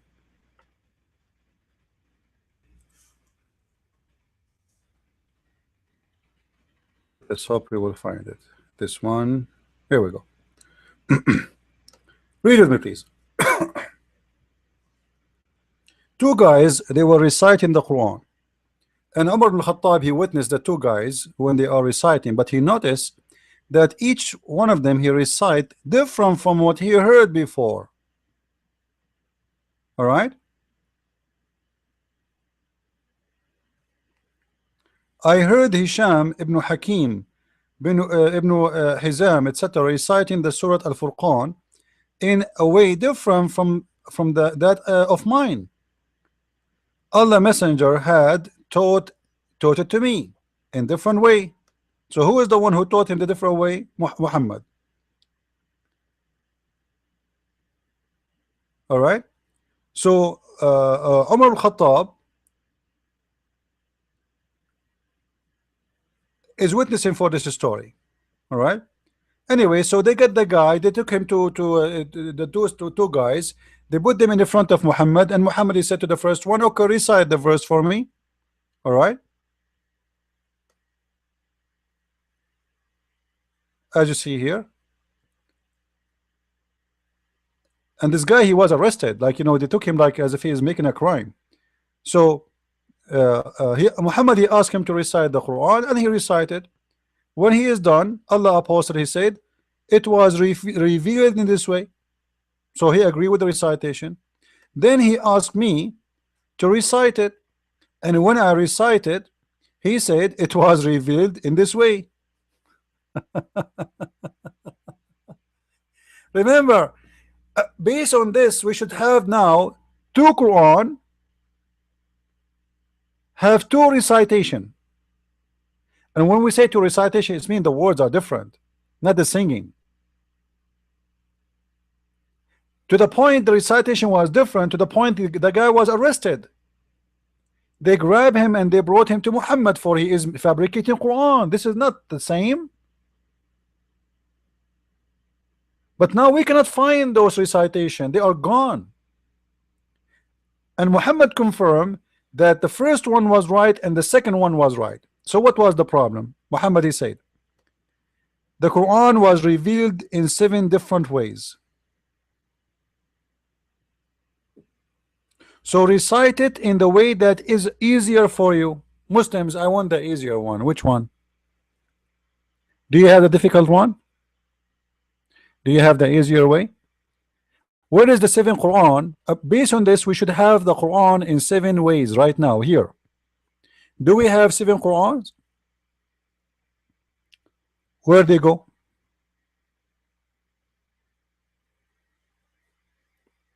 What happened? Maybe the goat ate them. And when Muhammad he asked Jibril to send the Quran in 7 letters,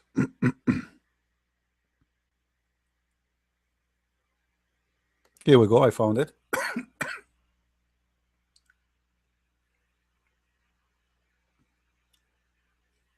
The Prophet was present at the pool, etc. Blah blah blah blah blah, etc. Okay. Then he said, I beg Allah and his burden and forgiveness. My community has not strength to do so. To do what? He gave him the Quran, one recitation of the Quran in one harf. Harf means letter.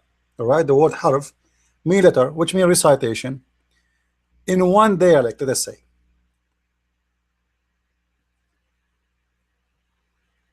When we say dialect, it means different words. The words have different meaning. We use different words, like the people of even in the same country, sometimes they have different dialect, right? So the Quran sent the first time in one letter, one dialect. Allah, Muhammad, he said to Jibril, I beg Allah his burden and forgiveness. My community has not strength to do so, which means they cannot understand the Quran in one recitation. It's not possible. Then he came in the second time and he told him the same thing until he reached he reached the 7 harf.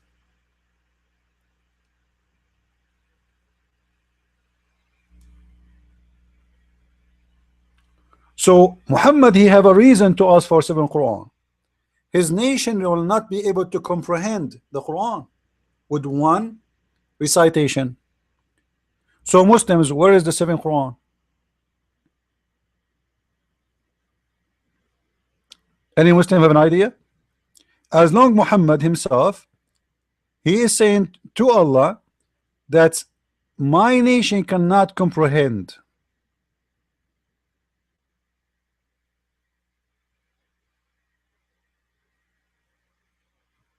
That's mean You cannot comprehend the Quran today without having it in 7 ways. As you see the hadith in front of your eyes.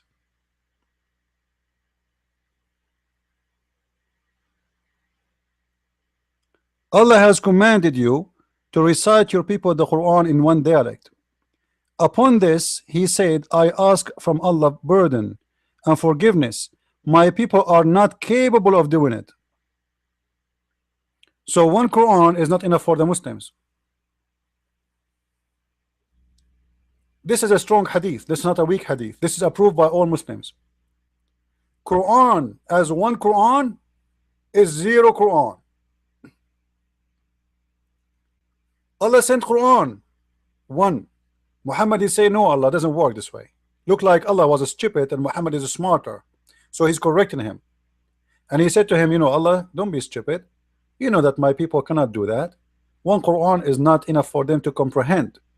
They cannot. So you need to send me more. So Allah, he sent him the second time.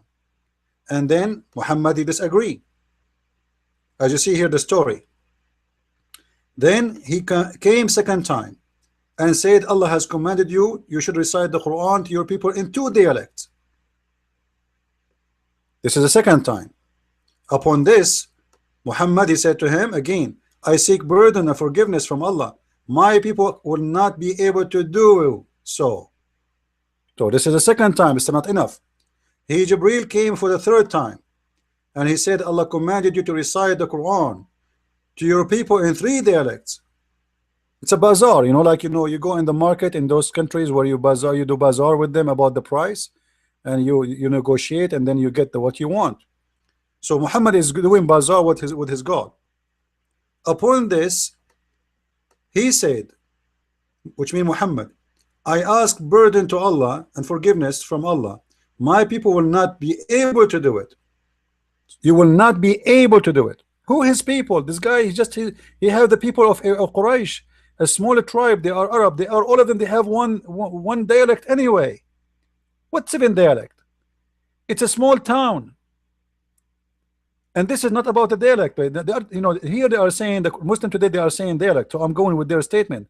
But the fact, there's no dialect.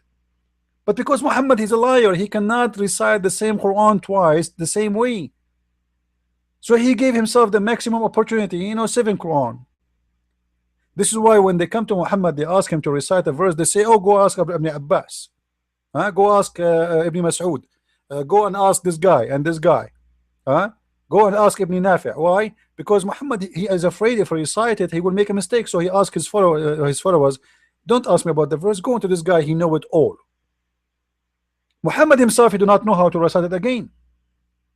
So he come with the excuse of the 7 letters in order to cover his scam and why he cannot recite the Quran in the same way. So he keep asking Allah to send the Quran in more dialect, as you see in the front of you in the story, until Allah, he gave him the Quran in 7 dialects. And supposedly now the Muslim, they understand it. And as long Allah, he's saying that my people will not be able to do it. If it is 2, if it is 2 Quran, if it is 3 Quran, if it's 4 Quran, it's 5 Quran, it's 6 Quran, it have to be 7. So why we don't have the 7 Quran today, and how the Muslim can comprehend the Quran without having the 7 Quran? If Muhammad saying that the Muslims cannot do it with 1 Quran, I demand the 7 Quran today. Any Muslims can give us the 7 Quran? I'm not going to question no more the goat who ate the Quran. I'm not the question to Umar al-Khattab. He said the Quran was 1,025,000 letters, which means more than 80% or 75% of the Quran is gone. Forget about all of this. I want the 7 Quran. Where are they? There's nothing is called dialect. Trust me, there's nothing is called dialect. It's a lie.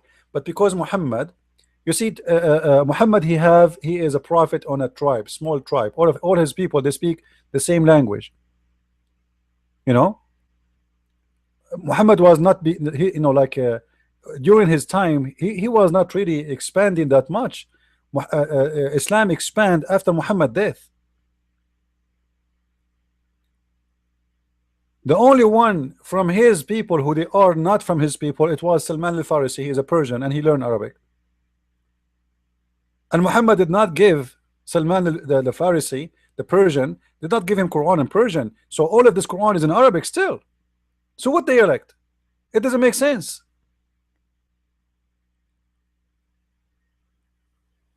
And how the Muslim they are able to comprehend the Quran today with one dialect? If Muhammad is witnessing that, they cannot do that.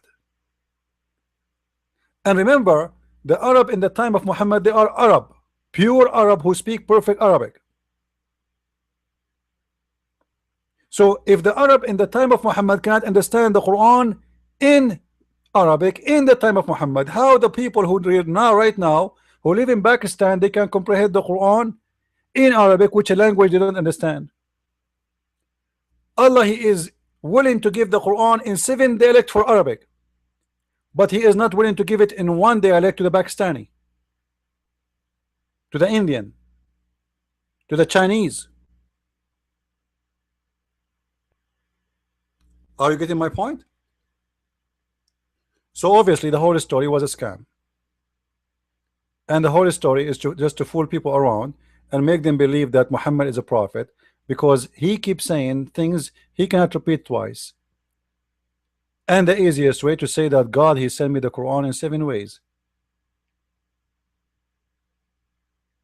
So when you see me saying something it doesn't match what I said yesterday, then I will not be exposed. And and here you notice, by the way, if you remember the hadith I showed you about the 2 guys who they are reciting the Quran in 2 different ways.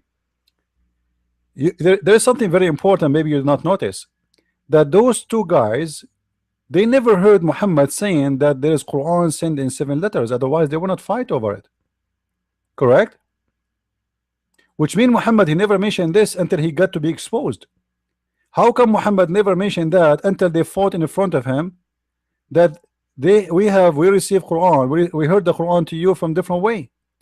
And Umar ibn Khattab himself is witnessing that, which means even Umar ibn Khattab, he never heard Muhammad saying that the Quran sent in 7 letters. But when Muhammad exposed, he come with the story of the 7 letters. And maybe you notice always when you speak to a Muslim, he said to you, you cannot understand the Quran unless you speak Arabic, correct? I'm sure many of you heard it. Now I speak Arabic, and seriously, honest to God, I don't understand the Quran, because this book is a stupid book.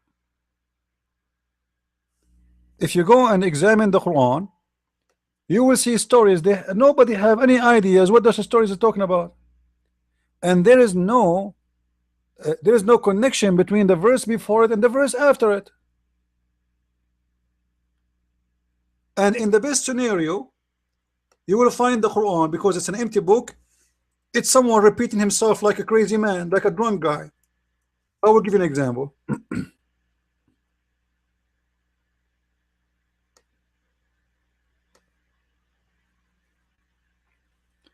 Chapter 55.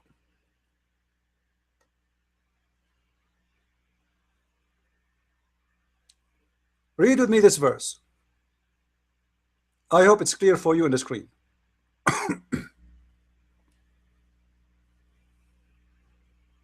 Do you see it?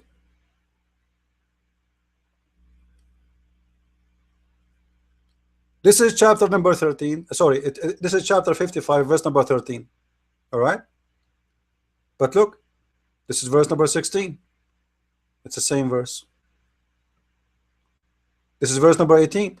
It's the same verse. This is verse number 21. It's the same verse. Exactly the same verse. This is verse 23. It's the same verse. It's the verse number 25. It's the same verse. Do you see it? Verse number 28 is the same verse. This guy, he have nothing to say. He's just trying to fill a paper. The same verse, like, isn't enough to say it once? It has the same meaning. You continue. We're not over. Like, I wish we are over. Same verse.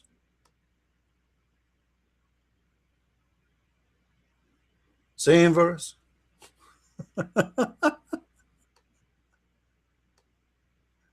Like, can we stop, please? I'm getting dizzy here. Same verse.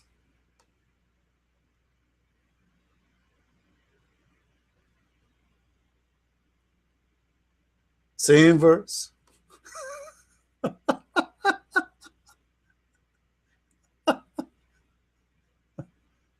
Should I stop, guys? Same verse.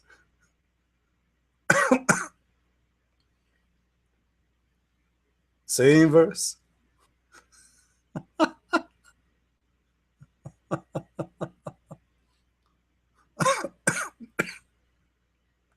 Same verse. I mean, sorry.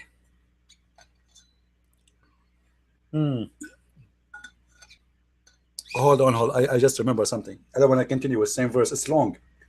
I was going to go to forever. Let's go back here. In the same chapter, chapter number 55, verse number 33. All right, forget about this one now. The same verse we are talking about. Let us read this one before it.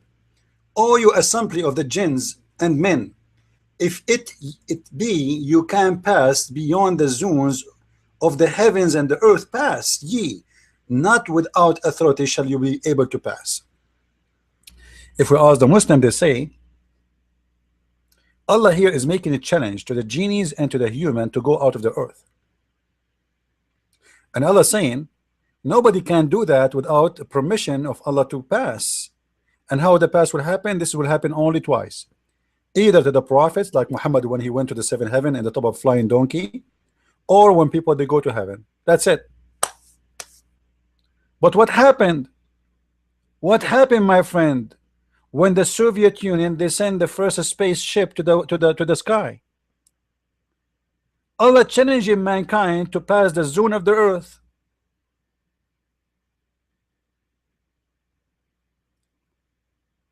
And the communists, they broke the nose of Allah and they went to the space without a pass.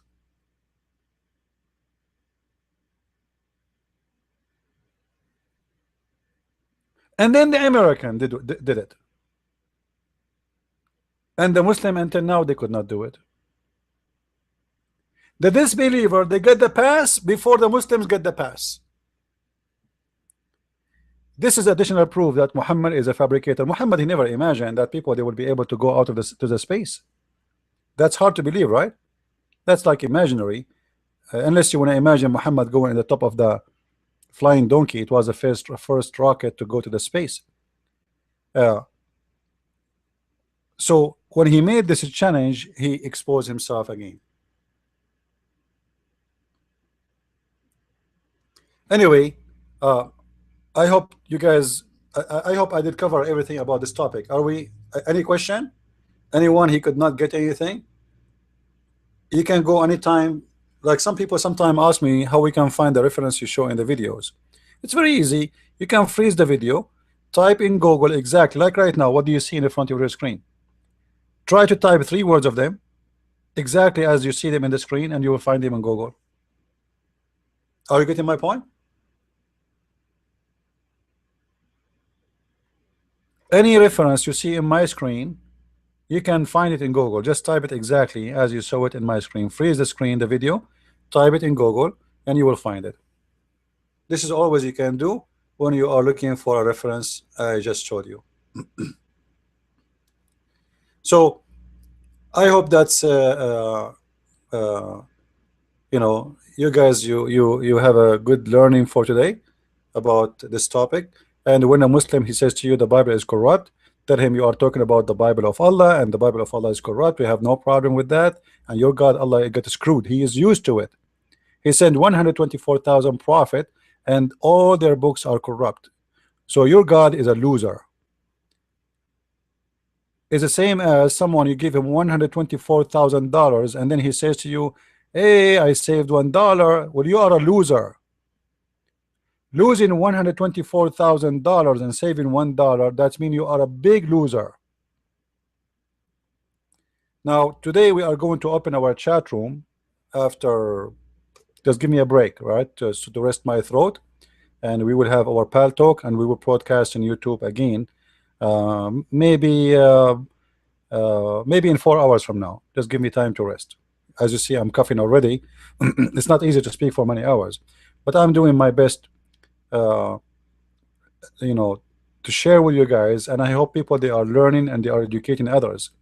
And feel free, you can download my videos.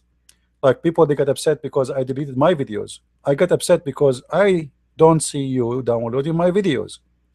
I will not stay alive, my friends. I'm going to die today, tomorrow, next week, next year. We don't know. So I want you to be able to replace Christian friends. All right. I'm giving every time I can. Any moment, if you see my videos, I make videos 5 a.m. in the morning, 12 midnight. Actually, I hardly I sleep. Serious to God, I have an eye bags around my eyes because it's endless. I keep receiving emails, and Muslim, they want to challenge me, and Christians are asking me, and Christians even arguing with me, and where I can find that, and I'm not really convinced, and so you have to work in every side. Same time, Christians, they need to be stronger. You see, you have the best of the best. You have the Messiah. His name alone, his name is alone is amazing. Just to let you know something, in Arabic, nobody in the Middle East, nobody can call himself Al-Masih. If a Muslim, he called himself Al-Masih, the Muslims will kill him. But everybody can call his name himself Muhammad. Nobody can be called Al-Masih, for Al-Masih is a very powerful name. Al-Masih means the Messiah. So you have the Messiah.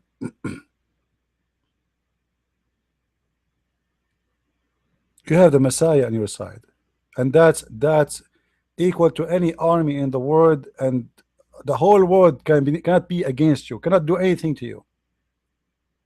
So you need to be strong, but in order to be strong, you have to arm yourself with knowledge, not with ignorance. Ignorance, my friend, is the most and big problem a human being suffer from. The Bible says, my nation destroyed because of their ignorance. So don't let ignorance destroy you. Muslims, they have a power over you if you are ignorant. Only if you are ignorant. But when you are educated, nobody can overcome.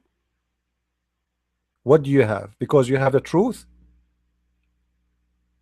You have the Messiah, and he is the truth, and you have the knowledge, which means your knowledge will be supported by the wisdom of God, and you will be able to answer.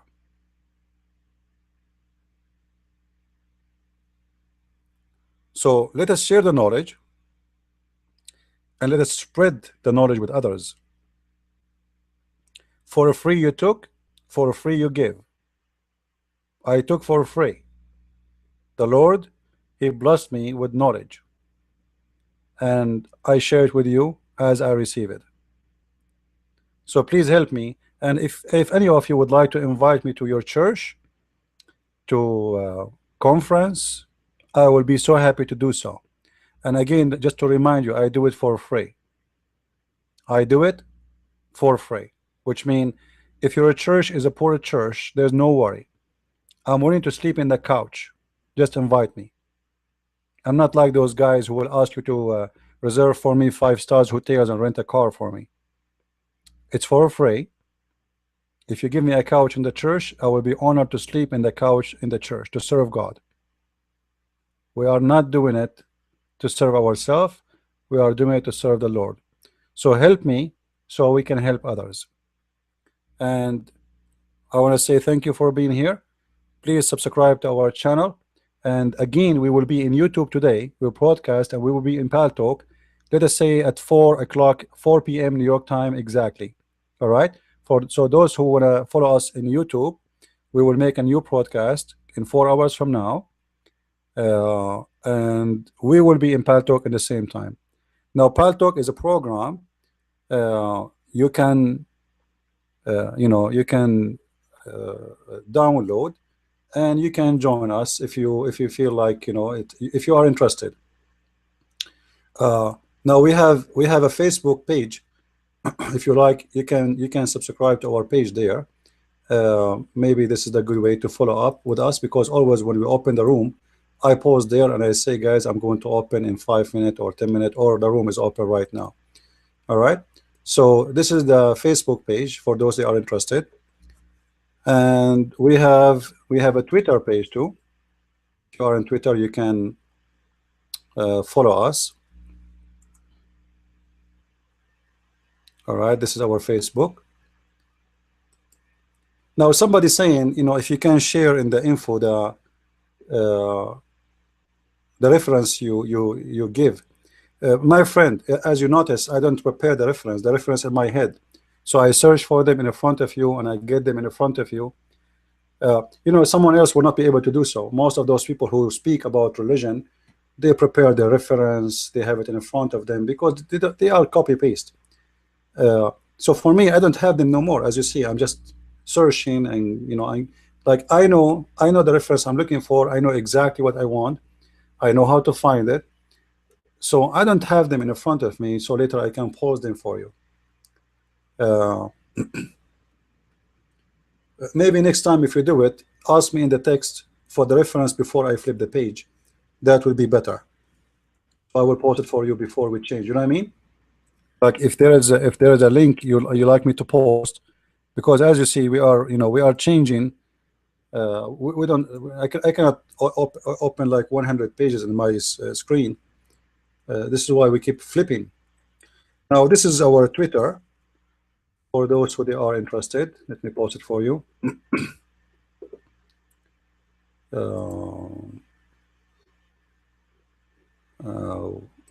This is my Twitter.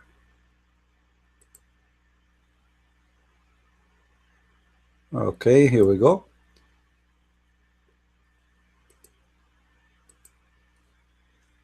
If you have a Twitter account, you can follow us there too, because usually when we open our podcast,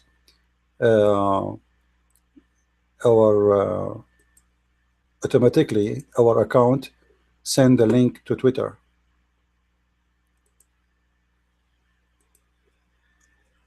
All right, this is our Twitter account. All right, so thank you guys for being here. Be with us at 4 o'clock exactly, 4 p.m. New York time, which means after almost 4 hours from now. I just need a break from what we did today, and we will be in Paltalk, and we will broadcast again in YouTube. So you have one of two choices.